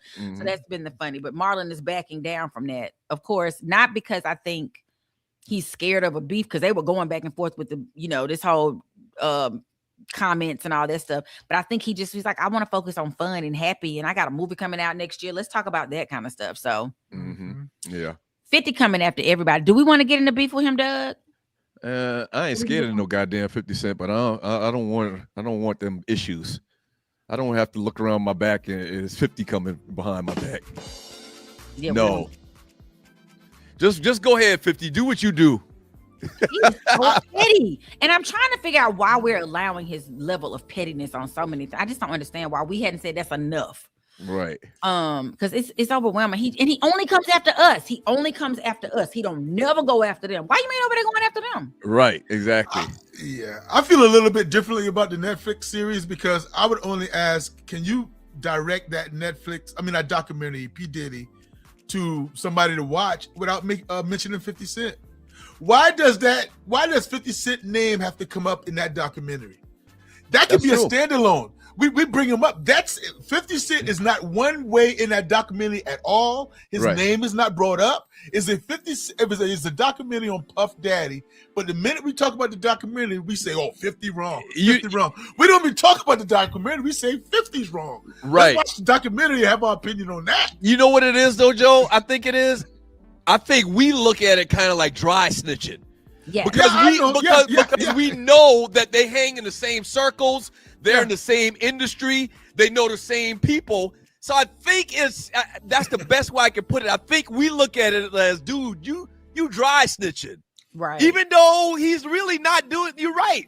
His name should not be a part of the conversation about the documentary, but it is. Right. But he wants that, though. 50 wants his name to be in it. He wants the smoke. He is the dude who if you say anything, and somebody made a good point in one of the comments, they were like, he is the surrogate. He's the person that's coming for whoever 50 is. I mean, whoever Diddy is in it with, like that big white Diageo, I think is the name of the liquor company. Right. I think 50 done got hired by them because it's constant. He just keeps on. So I wish he'd chill out and go do something else. Right. I wanted to mention briefly that we had Mickey Lee. I don't watch Big Brother, but Big Brother season 27. This young lady just passed on Christmas Day. She's here in Atlanta, an event coordinator, host kind of thing. Complications from the flu where she started having cardiac arrest. So y'all be careful out there. Wow. That's terrible. Rest in peace. And we want to say CeCe Winans about to I don't know if she's going to get canceled. I don't know what's going to happen, but she is supporting her niece who was at the Kennedy Honors. And y'all know the whole the strife with the current administration putting their name on the building. It's not supposed to even happen. And he's just doing all kind of crazy stuff and honoring people and making them. He's not even artistic in any shape, form, or fashion. Why his name on there, I don't know, Lord. He just trying to stress us. I hate him. But people I do hate him. I mean, and they always used to say, you don't hate nobody. I really do. I think my mom used to tell me that you dislike people. No. I have a disdain for this man. I loathe him. Pick any word: hate, loathe, disdain. But CeCe is supporting her niece, and so everybody's like, well, her niece should have been boycotting it because so many other artists like Issa Rae, Rihanna Gibbons, and the whole cast of Hamilton was like, nope, we ain't performing there. Y'all, we got to take a stand for someone. We'll fall for anything. And I really am on the side of the people who like, don't go over there. Just don't go over there. Y'all see what happened to Chrisette Michelle? Okay. Watch. All right. Arlie, thank you so much for the entertainment report. Happy New Year, everybody. Happy New Year, Arlie. New Year wishes. You going to hang around? You got to go. I'll hang around in the background. Okay. All right. We getting out of here early today in relative terms. We're supposed to be out at 9 every day, but today we're going to be out like at 9:15. I got to go see a man about a horse. Oh, yes, a horse. I hope we win. Yeah. All right, don't go away. Two Live Studios Experience. Me and Joe Ham coming right back. Yeah. Have you ever been stranded on the side of the road, Ollie? Yes. It's not comfortable, is it? No. Dogs and Poodles, if you find yourself in a jam on the side of the highway, give my folks at Bay 11 Towing a call, 404-770-6949. Again, that's 404-770-6949. Being stranded on the side of the road in Metro Atlanta is very stressful and dangerous. Bay 11 Towing is who you need to call, whether you're dealing with a flat tire, dead battery, full-on breakdown, or whatever that may have you on the side of the road. Call our folks at Bay 11 Towing, and they will get to you with a competitive rate and quicker than everybody else in town. Again, that's Bay 11 Towing. That number is 404-770-6949. Welcome back to the show. Hey, Joe. Yes, sir. Joe Hamilton riding with me today as Ryan is out on vacation doing something. I don't even know what he's doing. What do you? And it was another reason it was another angle I wanted to come at you about this thing, man. I know what it was. So South Carolina State, you know, we won the Black College National Championship, right? Yes, sir. Yep. So word in our little chat group is that we've lost so many guys in the portal since we just won the national championship 2 weeks ago. Yes. Same thing happened last year. But what we did is we retooled. I think college football, this is a side throw-in bonus question, a bonus conversation. I think college football is going to be dependent on you manipulating the portal going forward. Like it's not going to be about your reputation, or it's going to be about how well you manipulate the portal, how much money you have in these collectives to get the best players. It's basically like free agency. Last year, same thing happened with us. We lost a bunch of guys in the portals, but we retooled. So we're very good at manipulating the portal once again. We're going to probably do it again this year, but it brings to forefront a bigger conversation, man. What do you think about the portal? What do you think about NIL? If you were playing today, everything was the same. All the entire scenario with you and your recruiting and coming to Georgia Tech, would you take a look at the portal and possibly leave Georgia Tech if you had some money waiting for you at this other program? Or would you be one of those guys that wanted to stay true to who you were recruited by? Take a look, Doug. No doubt about taking a look. It is what it is. Yes. I mean, yes. It would be irresponsible for you not to take a look. So, with that being said, Doug, I mean, you have to weigh all the real options just like you're getting recruited. So, it's basically the same thing. A few dollars here and there to be miserable, a few less dollars to win. What about the development? What about the team around you? So I don't have a problem with the transfer portal or NIL. It's just that when guys, get in a bidding war for a high schooler, right, and that high school is going there for a couple of $100,000 difference, and that's a lot of money. Right. See again, Doug. I kind of know your family, and I know you had a mom and dad. Mm-hmm. So I called us middle class. So again, we can use the excuse, or we could have, but we couldn't really bank on the excuse that I'm leaving because there's more money. I got a family to feed, or I got to bring my mom or dad out of the projects, right. Or they need a car to live in. I mean, a car to drive. We were okay, so to speak. Right. So it wasn't one of those generational type money that we were looking for to feed our baby sister or be the father of the house.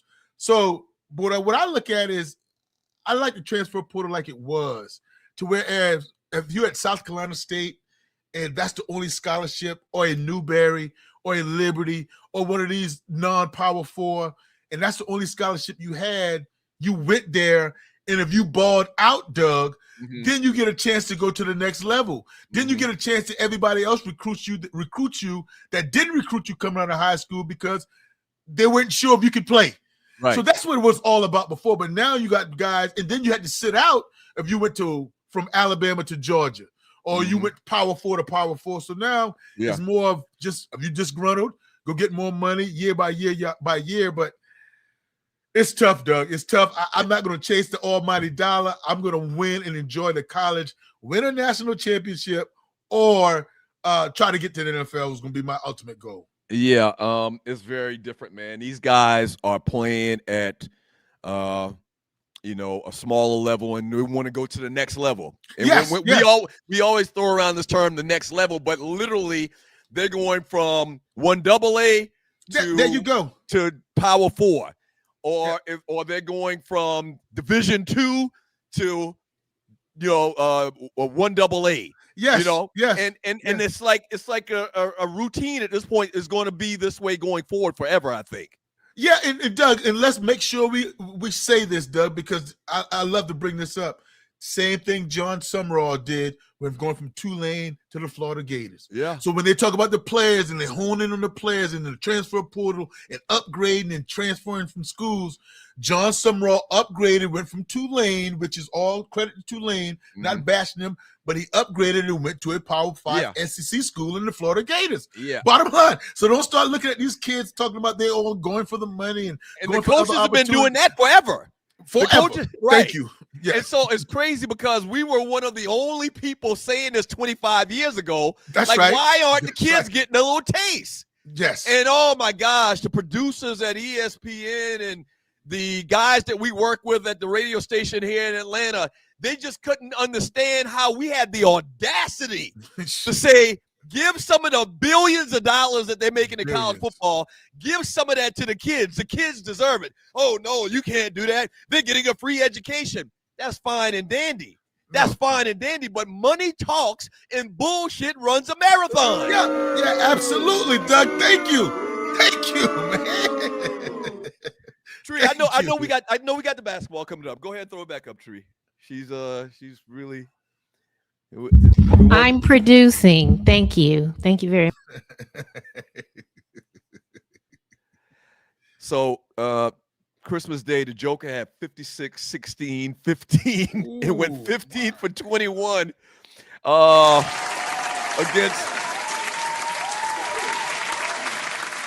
against the Timberwolves, man. Your boy Ant-Man on Christmas Day setting an NBA record for most points in an overtime period with 18. Joe, we had a discussion a couple of weeks ago. You're a basketball guy, once again. Yes. For people that are new to the show, Joe Hamilton was a baller on the basketball court too, as well, in high school. Could have had a little, opportunity to possibly, join the Georgia Tech Yellow Jackets basketball team. So you're a big basketball guy, big basketball fan. We had a conversation a couple of weeks ago. Ryan said that he would take prime Joker over prime Shaq. Now, and we actually got a little meme that we're going to get into when we get into the last 48 in the next segment, I think. But the Joker is the real deal. Oh, my God, he is. Yes, yes. He's the real deal.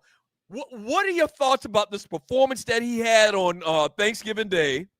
What are your thoughts about that question I asked Ryan? Who would you take, prime Joker or prime Shaq? Talk about this man and his legacy to the NBA, to basketball as you see it, man. Unreal. He's just unreal. He amazes me every single time I watch him play. And he's a finesse big man. He's a finesse big man with, dare I say, limited athleticism. Very limited athleticism. Yeah. And unlimited skills. Oh. See, and that's the whole thing. The vision, the touch, the passing ability, the shooting, the inside out, the pick and pop. He's a pick and pop guy. Right. I mean, around the rim, the rebounding. Because, Doug, is rebounding defense? I would say, yeah, to a degree. Okay, so he's averaging a double-double, so he's averaging like 12-plus rebounds. So I have to put him on the side of having some type of defensive awareness. Mm-hmm. But here is where I go with I'm talking about the Joker. I would pick prime Shaq. Okay. Okay. All right. I would pick prime Shaq. And when the battle goes into all these bigs, all-time greats, I can't put the Joker up there because he doesn't play both ends. That's the only reason, Doug. And I am giving him all this kudos. He is a top 50. He's an all-time great. Right. In no category, an all-time great. The numbers last year, let's remember now, when SGA won MVP, the Joker averaged a triple-double. in a big one, not barely getting Right, triple right, double, right. a big one. So and he's doing the same thing this year. So, but he doesn't play both ends. He doesn't play no, both ends. But what Ryan would say is Shaq really didn't play both ends really as well. No, but Shaq was in the stat sheet as a defensive presence. Right. He was a rim protector. Right. Especially in his early years, you cannot go in there in the paint anytime or any way you would like to. Right. Nobody is fearing the Joker when you go into that paint. Nobody's fearing the Joker. You're right. No, not at all. So when you talk about greats like that, I have to separate it somehow.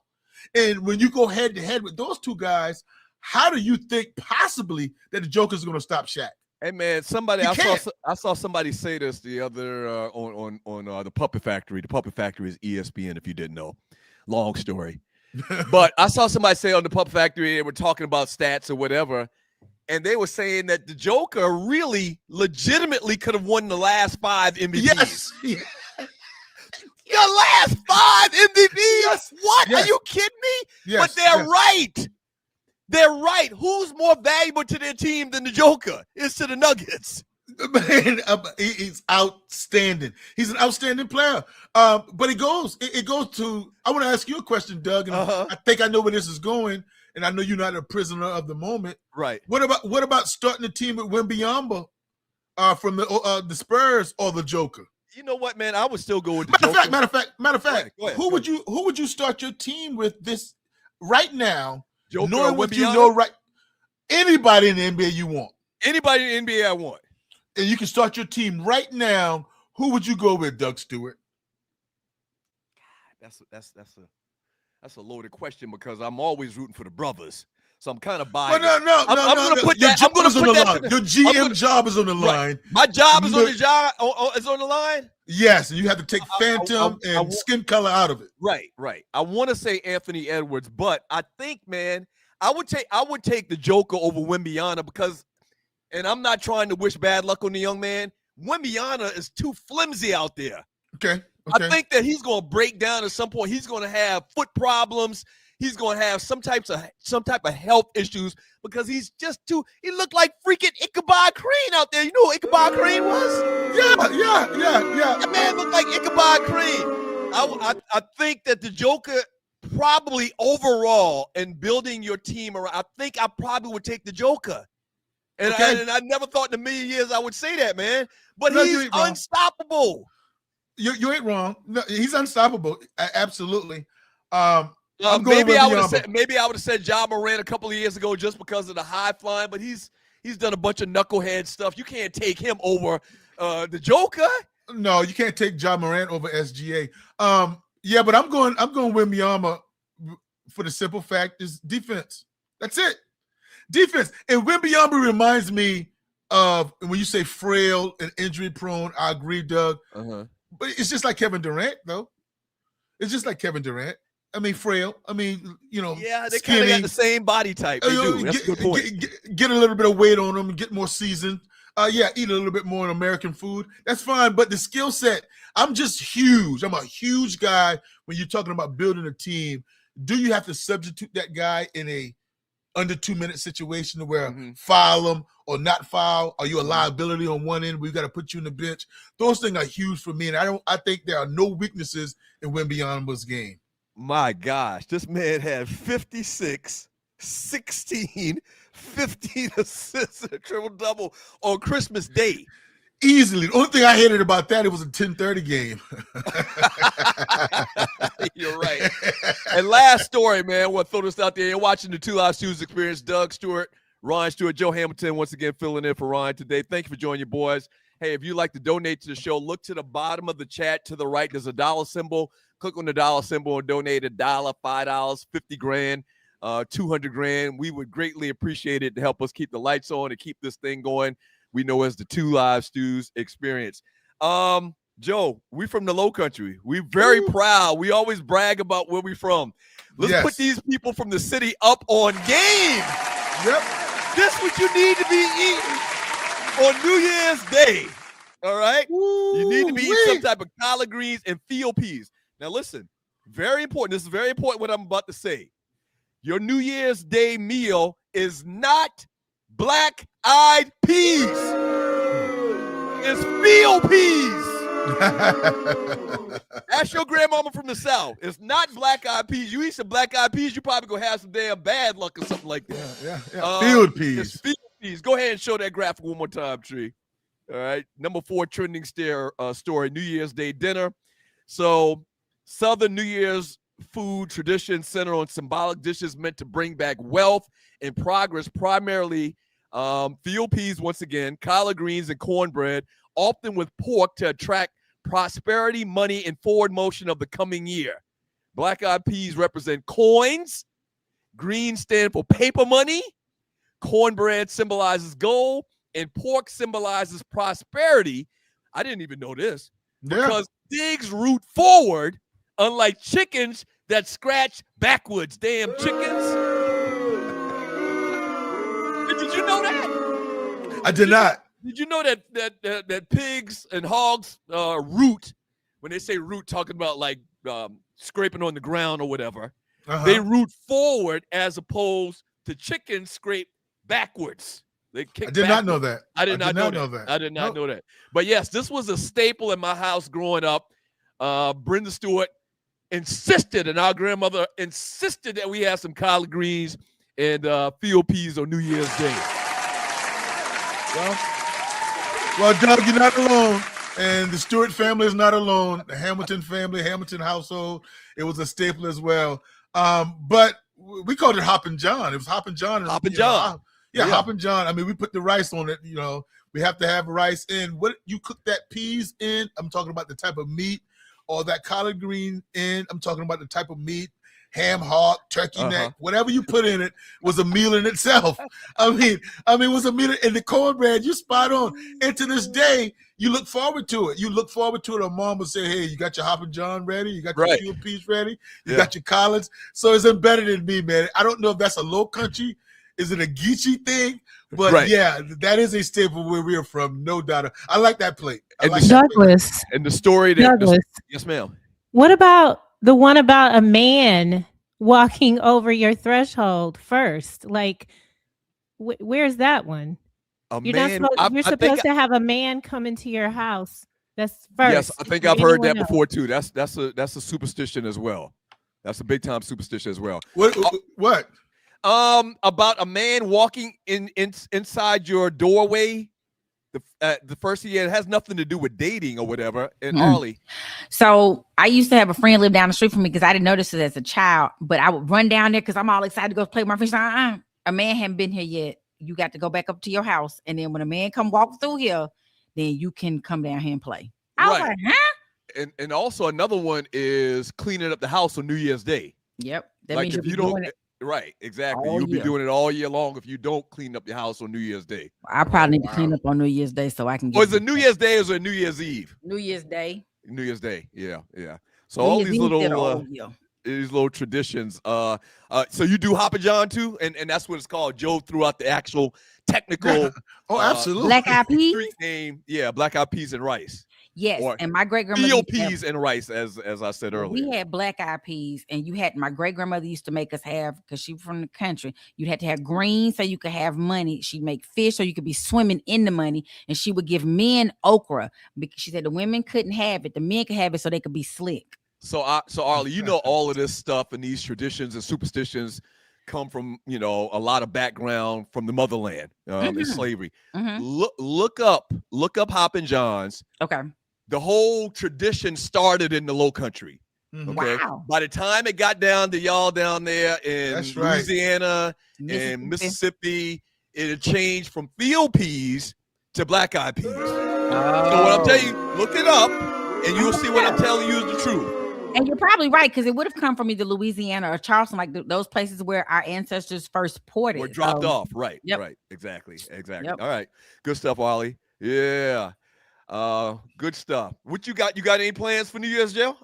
You don't go out to New Year's Eve parties or anything like that. I have in the past, but come on. I mean, it's got to be why? I'm so tired at that point anyway. A little bit, a little toast, eggnog. Do you do eggnog?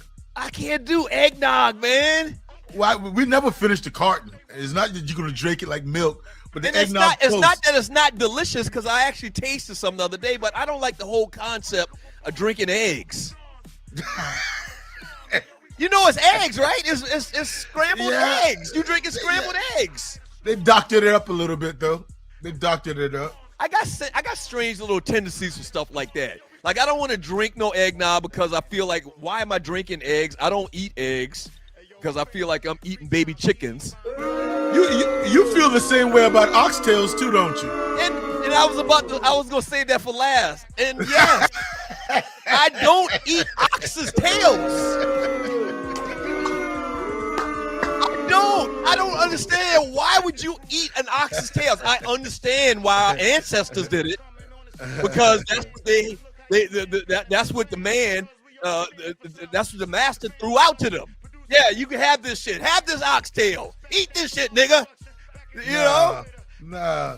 Hey, but we don't have to still do that. You don't have to still eat oxtails. It's a tail. It's an ox's tail. The only reason you don't disappoint me, but the only reason it's alarming because you're a coon guy too, right? No, I don't eat no goddamn coon. Squirrel? I've had squirrel. Oh, okay. I mean, that's what I mean. Oh, coon, squirrel, rabbit foot. All that. Yo, you ate coon growing up? Come on, man. Yeah, man. Come on. My dad just talked about a coon that he made. It looks just like barbecue. I mean, barbecue coon sandwich. Yeah. The coon and the possum stuff stopped at my daddy's generation. Okay. Like we really didn't get down with no coon or anything like that. Oh man, we gotta go to a break. Tree is tripping. She's tripping. We'll be right back. Don't go away. Two Live Stu's Experience. Don't go away. We'll be right back. Last 48 coming up. Hey yo, Bird.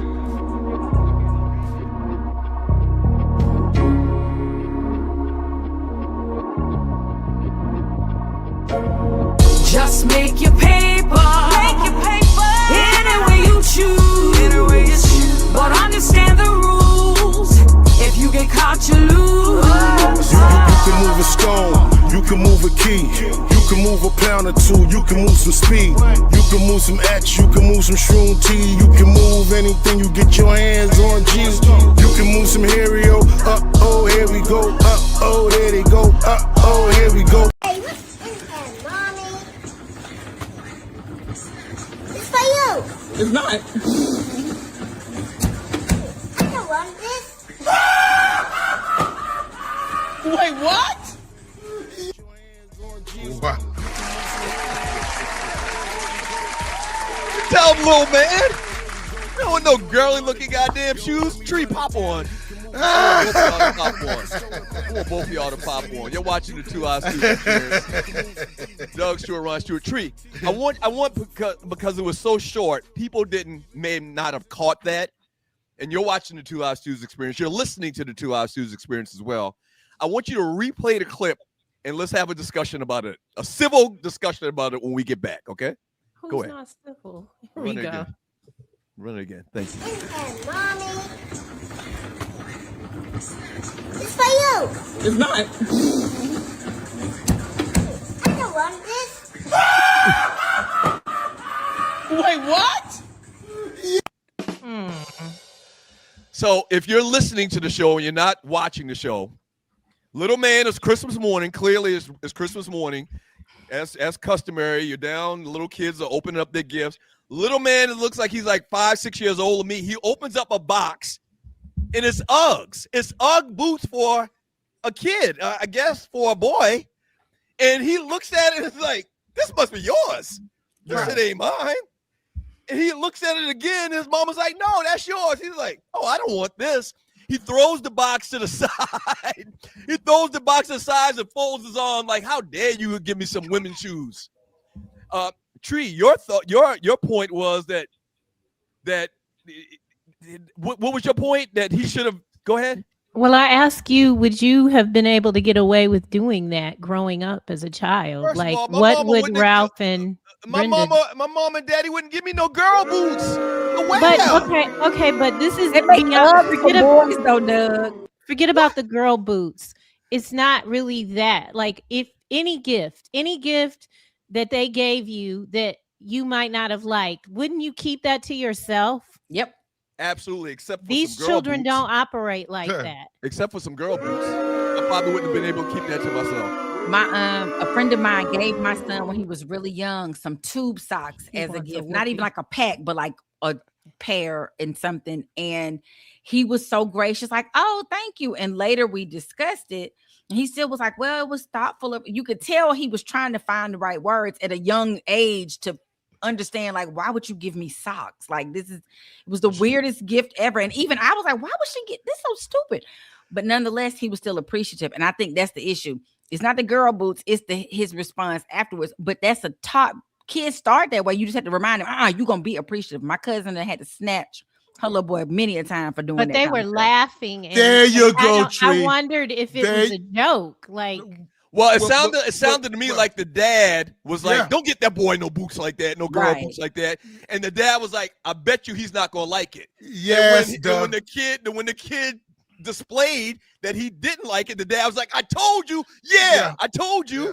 That's what it looked like to me. This was not uncommon. Yeah, this was not uncommon to them as far as that boy reacting like that. Normally you would get a whooping for not being appreciative. Right. But I agree with that. Yeah. That would almost be like they had a competition on whether he was going to like that Uggs or not. And he disliked it. So the dad won the competition. Right. That's what it sounded like to me. That's what it sounded. I agree. I think what I also asked you this morning is regarding, I've been seeing a lot of content where people are giving their children coal with letters from Santa saying that you did not earn any gifts this year, and the comments are going off saying you are traumatizing your child. It'll be all right. So I wondered if there was ever a Christmas where you thought that you were in danger. No. When the whole thing about were you naughty or nice? That's looming in your mind as a little kid. Yeah. But it was almost like, everything is forgotten. They're not going to fall. They're not going to follow through. Our parents never not did or got everything that they could for us.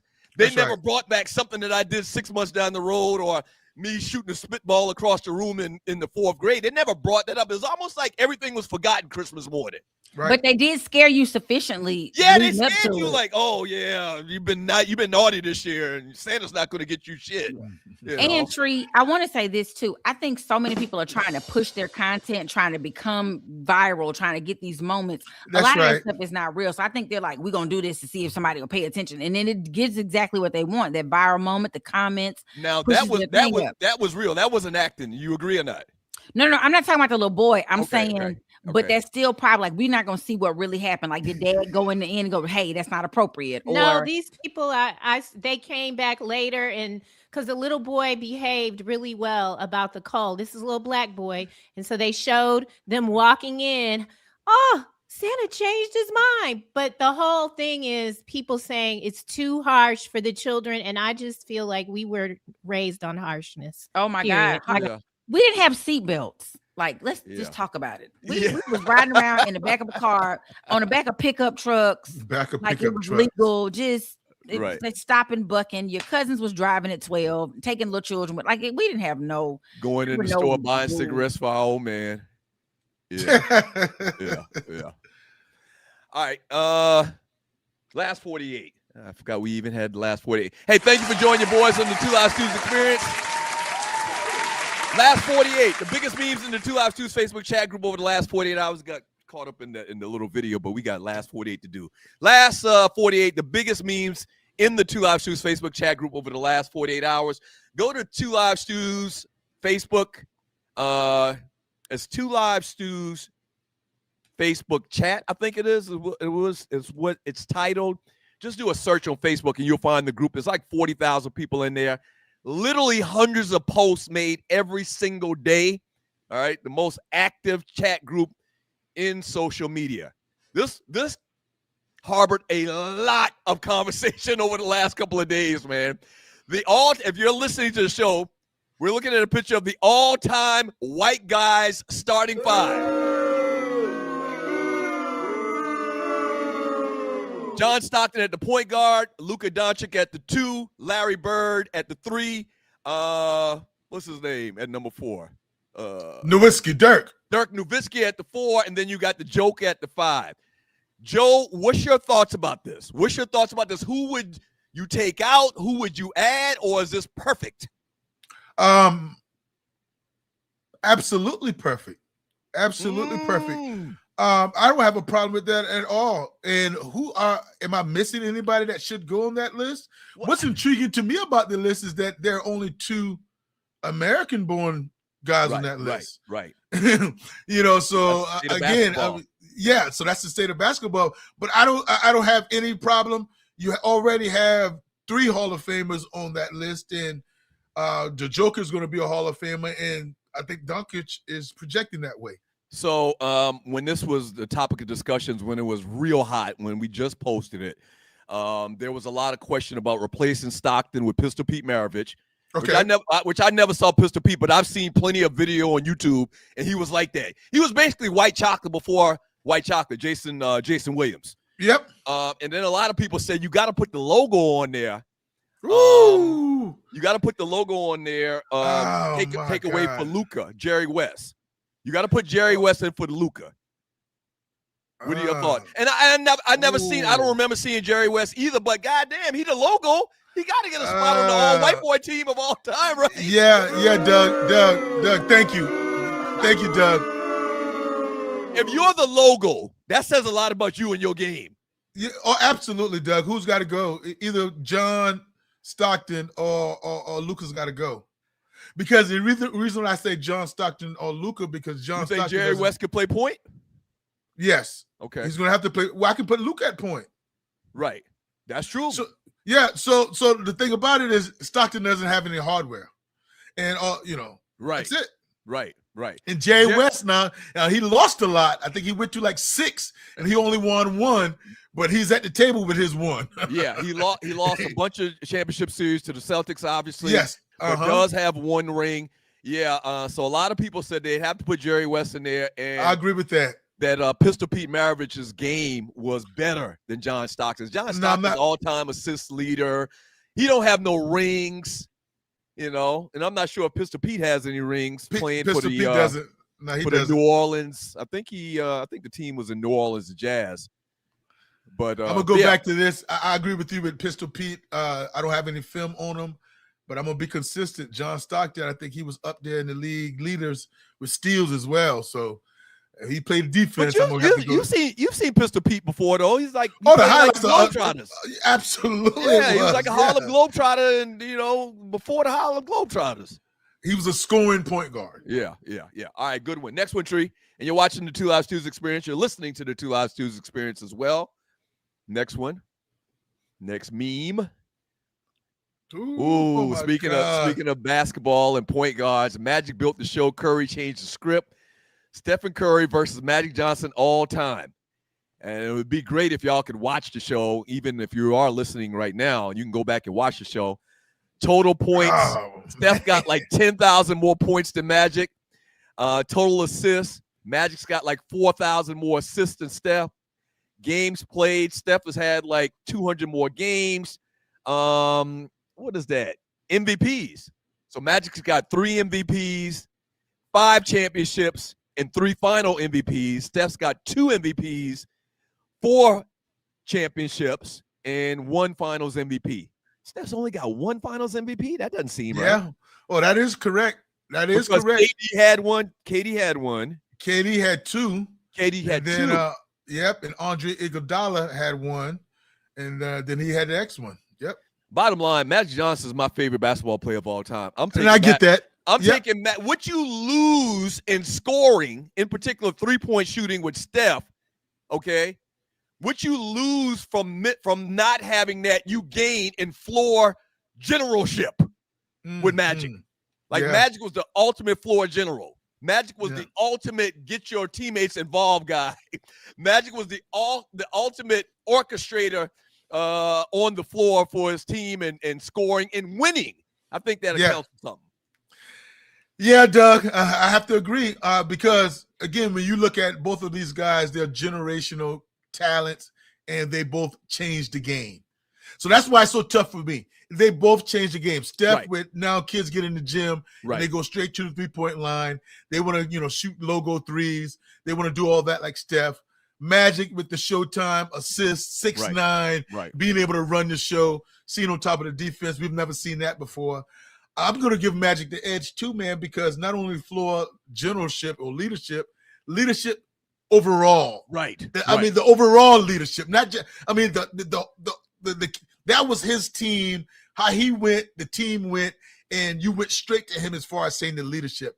I'm not taking anything away from Steph, but I'm thinking the leadership part went to Draymond Green a little bit, and outside of Steph. Right, I mean, right. Steph was a great player, but it wasn't that they didn't depend on him for a vocal leader, so to speak. He was a leader, but not vocal. This is the best way to sum it up. All things being equal, who wins you more championships? Magic? I think Magic Johnson, yes. Magic Johnson, yes. It's as simple as that. Exactly right. Exactly. All right. That's it. I mean, without a question, Magic will win you more championships. If they had the same teammates, once again, all things being equal, if they have the same teammates, Magic is going to win you more championships than I think Steph will. Yeah. As being the alpha on the team. All right. Yeah, I would agree. Next one, Tree. Ooh, this had a lot of conversation. Joe, I've never gotten your thoughts, and you're watching the Two Live Studios Experience. Doug Stewart, Joe Hamilton filling in for Ryan today. From Mike Lloyd Gaming, it says, man to man, what in the F did LeBron do to your grown-ass men to feel like y'all need to show hatred towards him for 20-plus years? First of all, let me tell you how I feel, Joe. I don't know how much you know about me and Ryan in this conversation. That's a false narrative. I don't think anybody hates LeBron. It almost feels like when people bring up this whole conversation, they're saying, if you don't love LeBron, then you hate him. That's right. That's not the case. I just don't think most people are going to say LeBron James is a better basketball player or has had a better career than one Michael Jeffrey Jordan. That's all. It doesn't mean – I don't think – here's where I think the angst came for LeBron. The decision. Yeah. This is what I've been saying for years. I think before the decision, nobody, quote unquote, hated LeBron. I think people like myself, I'm included, thought that him leaving Cleveland to go team up with D Wade, I thought it was kind of lame because we never, our basketball heroes that we grew up with, they never talked about going and teaming up with other guys on other teams. They talked about beating those guys. They talked about winning and overcoming, not being able to beat this team or that team. They wanted to beat those guys, and it just seems like the whole decision thing kind of turned off older basketball fans. That's all it is. I don't think anybody hates dude, but I just think that's a huge problem in the minds of basketball fans. Yeah, I agree with that, Doug. Also, LeBron kind of turned me a little bit when the whining started happening. And the whining, and I know everybody flops. Michael Jordan wanted calls. Larry Bird wanted calls. Everybody wants calls, but it was somewhat the flopping. But that's even a stretch for me. Right. No problem with LeBron James at all. It's just that I can't be flabbergasted by him or drooling over him when I saw Michael Jordan in his prime. Right. I mean, the 6'9" freight train like LeBron James is, to be able to pass and orchestrate all that, the longevity, kudos to him. Right. But I saw a guy floating in the air. I saw a guy hit game-winning shots like, it was like, drinking water. I saw a guy dominate defensively and change the swag game. Right. The sneaker swag, the walking, the knee brace, the elbow brace, everything. So it's hard for me. It's not hard for me to give LeBron his kudos. Right. It's hard for me to drool over him is all I'm saying. Right. And not only that, I mean, me personally, and there's probably a lot of people that agree with me on this, and you're watching the Two Live Studios Experience. There's probably a lot of people agree with me on this as well. Like, how you put LeBron over Kobe? Yeah. Like there needs to be a discussion right there. Like these youngins, these YNs, they just automatically say LeBron and Jordan. LeBron, no. What about the Bean? The Bean got 5 rings. The Bean? He got a couple of rings without Shaq. That was the big thing they used to say about Kobe. Oh, he got his rings with Shaq. The man won a couple of rings with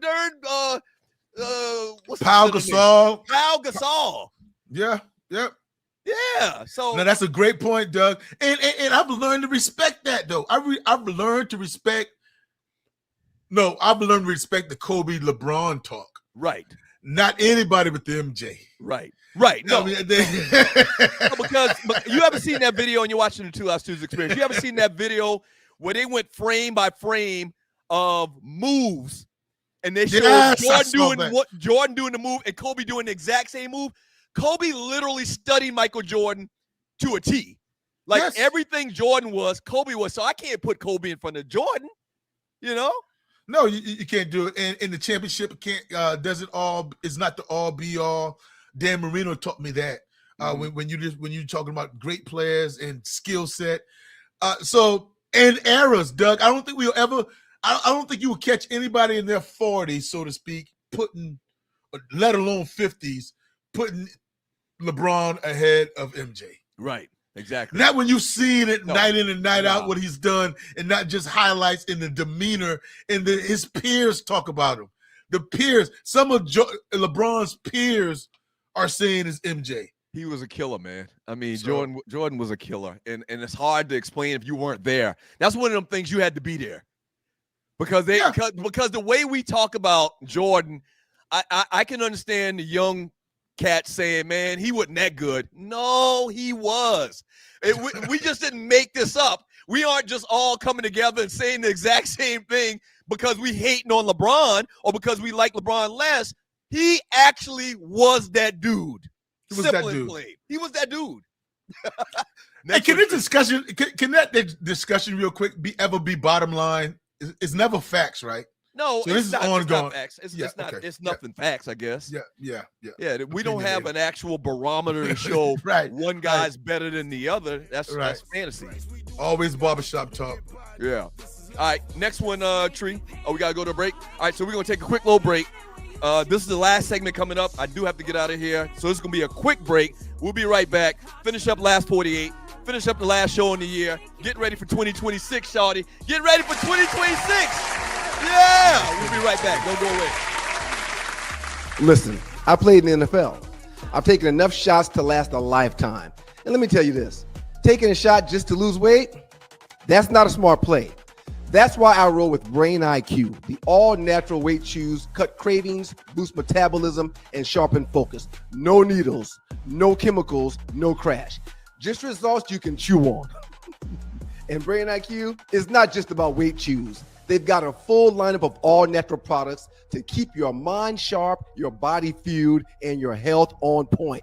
Skip the needles, choose natural. Order now. BrainIQHealth.com/REF/1LiveStew. Brain IQ Chews. Smart, natural, built for results.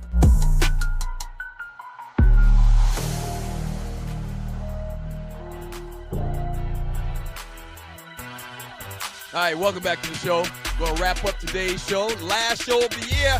Last show of 2025, shawty. Let's run through these last couple of memes, Tree, and then let's jump into the super chat. Read as much of the super chat as we can before I have to get out of here. Ooh, this is a good one. Who would you include or remove from the all-time NFL defense list? All right, so people listening to the show right now, at safeties, they got Ed Reed, Ronnie Lott. At defensive backs, they got Rod Woodson and Deion Sanders. At linebackers, they got Lawrence Taylor, Ray Lewis, and Mike Singletary.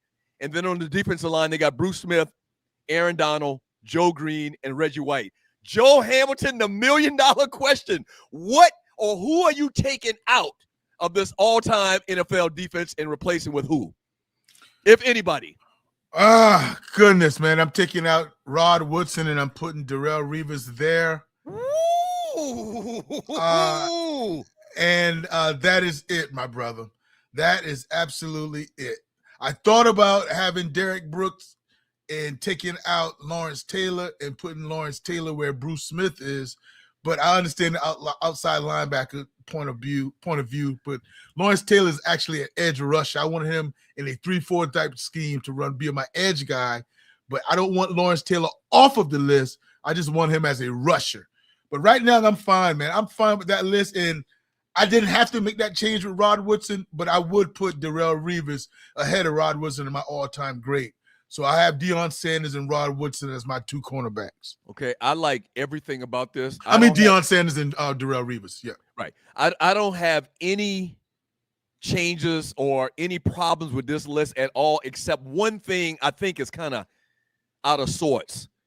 Mike Singletary did not play outside linebacker; he played middle linebacker. That's right. If I want to go to position, truly to position, I would take out Mike Singletary, and I would put Derrick Thomas. Rest in peace. Ooh, Derrick Thomas was outside linebacker. Lawrence Yes, Taylor was sir. outside. Everything is right. Ray Lewis, I would have Ray Lewis as my middle linebacker. It's almost like whoever came up with this didn't want to disrespect Mike Singletary by not having him up there. That's so right. they put him at an outside linebacker the way this graphic shows. But if you go true to positions, your 2 outside linebackers should be Lawrence Taylor and Derrick Thomas, in my opinion. Yeah. And yeah. Ray Lewis playing the center. Yep, that's outstanding. That's outstanding because the reason I would keep Rod Woodson, I'm sorry, Joe, to cut you off. The reason I would keep Rod Woodson was a better athlete than Revis, I think. No, Rod Woodson ran the 100-meter hurdles for Purdue when he was in college. Yes, he was a speedster as well. All well, and he moved from cornerback to safety later on in his career. Yeah. You're right. You're absolutely right. That's an outstanding list, brother. Outstanding list. Yeah. But I don't think with I don't need him to do anything else. I think that Darrelle Revis is a better lockdown man-to-man corner. Yeah, and put it back up one more time, Tree, and you're watching the 2 Live Stews experience. Whoever put this together was sensible in it. Like, everybody on here is old school except for Aaron Donald. But Aaron Donald belongs in this list. Thank you. Aaron Donald forced you to put him on there. He forced you. You had and because Warren Sapp should be somewhere close, right? Now, I thought about Warren Sapp too. But not over Aaron Donald, not over me, Joe Green. I think Aaron Donald is better. I think I would take Aaron Donald over I took Warren Sapp, and that's saying a lot. Absolutely. Yes. That's saying a lot. All right, last one. We got last one. This is last one, Tree. We got 2 more. All right. That was it? Yeah, Douglas, seriously. You have 7 minutes and you have to go, and we must do this super chat. I'm serious. Please. Okay, go ahead, Tree. You had one more. We'll get rid of the last trust me. We'll get rid of the last one. Let's get to the super chat. Super chat is more important anyway. It is. Oh, Lord. It is. Brother man, thank you. Where's the theme music at? That's what I was going to ask. Thank you, brother man, for the donation, man, going into 2026. Yeah. I do have to What up, Doug? What up, though, Doug, Joe, Arlie, Tree, and Ryan? Happy New Year. Great things coming in 2026. Thank you so much. So listen, I didn't touch upon it a lot today. We have a couple of new affiliates that we are finishing up the paperwork on, and very soon the 2 Live Stews brand is expanding even more in the next couple of weeks. Stay tuned for that. We'll break it down and give you. And it's all because of y'all. It's all because of y'all. It's all because of y'all, the listeners. Thank y'all so much. But yeah, the brand is expanding. New affiliates on deck for the 2 Live Stews and syndication. So stay tuned. We'll tell you all about it at the start of 2026. All right, let's bust it down. Loose Next Side, thank you so much. #1 top contributor. My Christmas day was spent watching my Cowboys win a game, and Netflix has them wearing fur coats. I love a fur. And Michael Irvin eating a tomahawk steak post-game. Thank you for the donation, Loose Neck. Thank you, Loose Happy Neck. New Year to you, brother. And thank you for your production assistance, always. I appreciate it. Loose Neck again. Doug win the lottery. The Atlanta Police Department will be... Absolutely. But we get $1,000, and I can't believe you giving me $1,000. I'd have known you for 11 or 12 years. Okay, Tree, 2,000. That's okay. I'm a money magnet anyway. Keep your little money. From Sell More Food, 457. Doug got a mini vortex set up on the cruise called the Good. I'm gonna need you to stop showing that damn little. We gotta bury it. We gotta bury it in 2020. Please. In 2025, no more vortex phallus on the show. 2026. Bury the peen. 2026. From Loose Neck Side, Medea is real. Tyler Perry. Medea is real. Tyler Perry is the character. That's funny. That's hilarious. All right, we're good. You got 5 minutes, Douglas. Griff. Okay. What's happening, fam? Praying for an awesome 2026 for all of us. I'm going to continue to manage my physical, mental, and spiritual health. And I'm also looking forward to my first cruise in February. Thank you, Griff. Man. Happy New Year, Griff. We'll see you on the cruise, brother. We'll see you From before Loose then, Neck Side, old Doug McDonald had a farm. Yeah. What does he refer to? What's that referred to?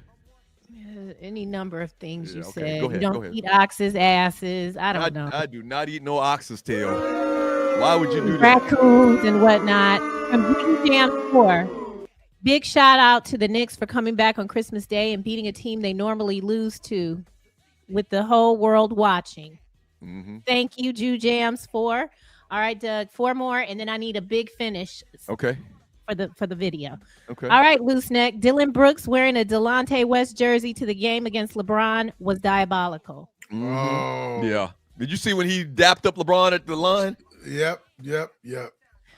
Osiris, Happy New Year. This top 5 white players meme ties right into why next year's All-Star game is USA versus the world. With the sports globalized, the powers that be think the world is now competitive enough to challenge Black American players. Mm-hmm.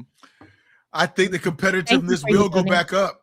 I think it will be competed. It's almost going to be like the Olympics. Right. Brian Hill, thank you so much. I'd take Randall over Mean Joe.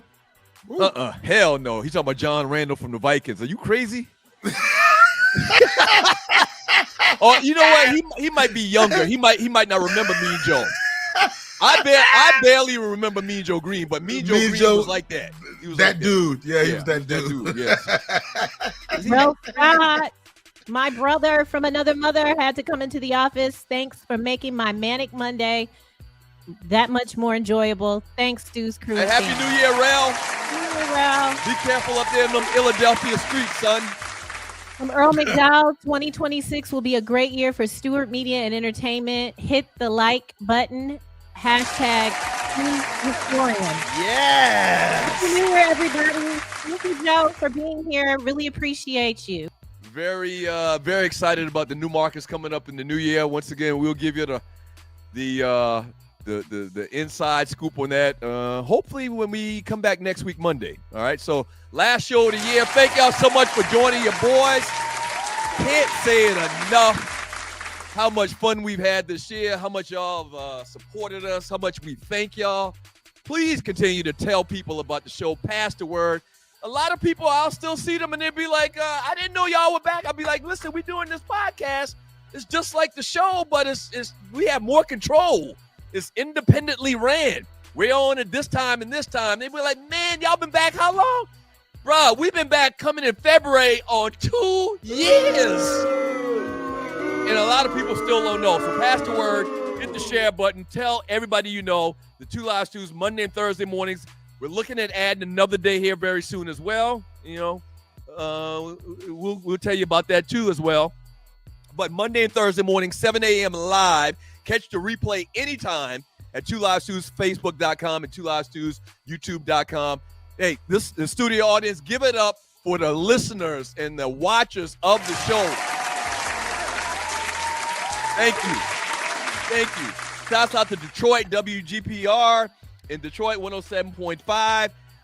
Shouts out to Rashad, the guy that's steering the ship. Ryan, not here today. Tree, thank you so much. Arlie, thank you so much. Thank all y'all. Thank the Stews, the Stewettes, the Stewies, the dogs, the poodles. Hell, you got many names. Thank you. Joe Ham, appreciate you, folk. Make it a great day, Doug, man. Absolutely. Enjoy myself, brother. Absolutely. We will see you this coming Monday. Which, what did I say that day is? Monday is the 5th. We'll see you Monday the 5th in 2026.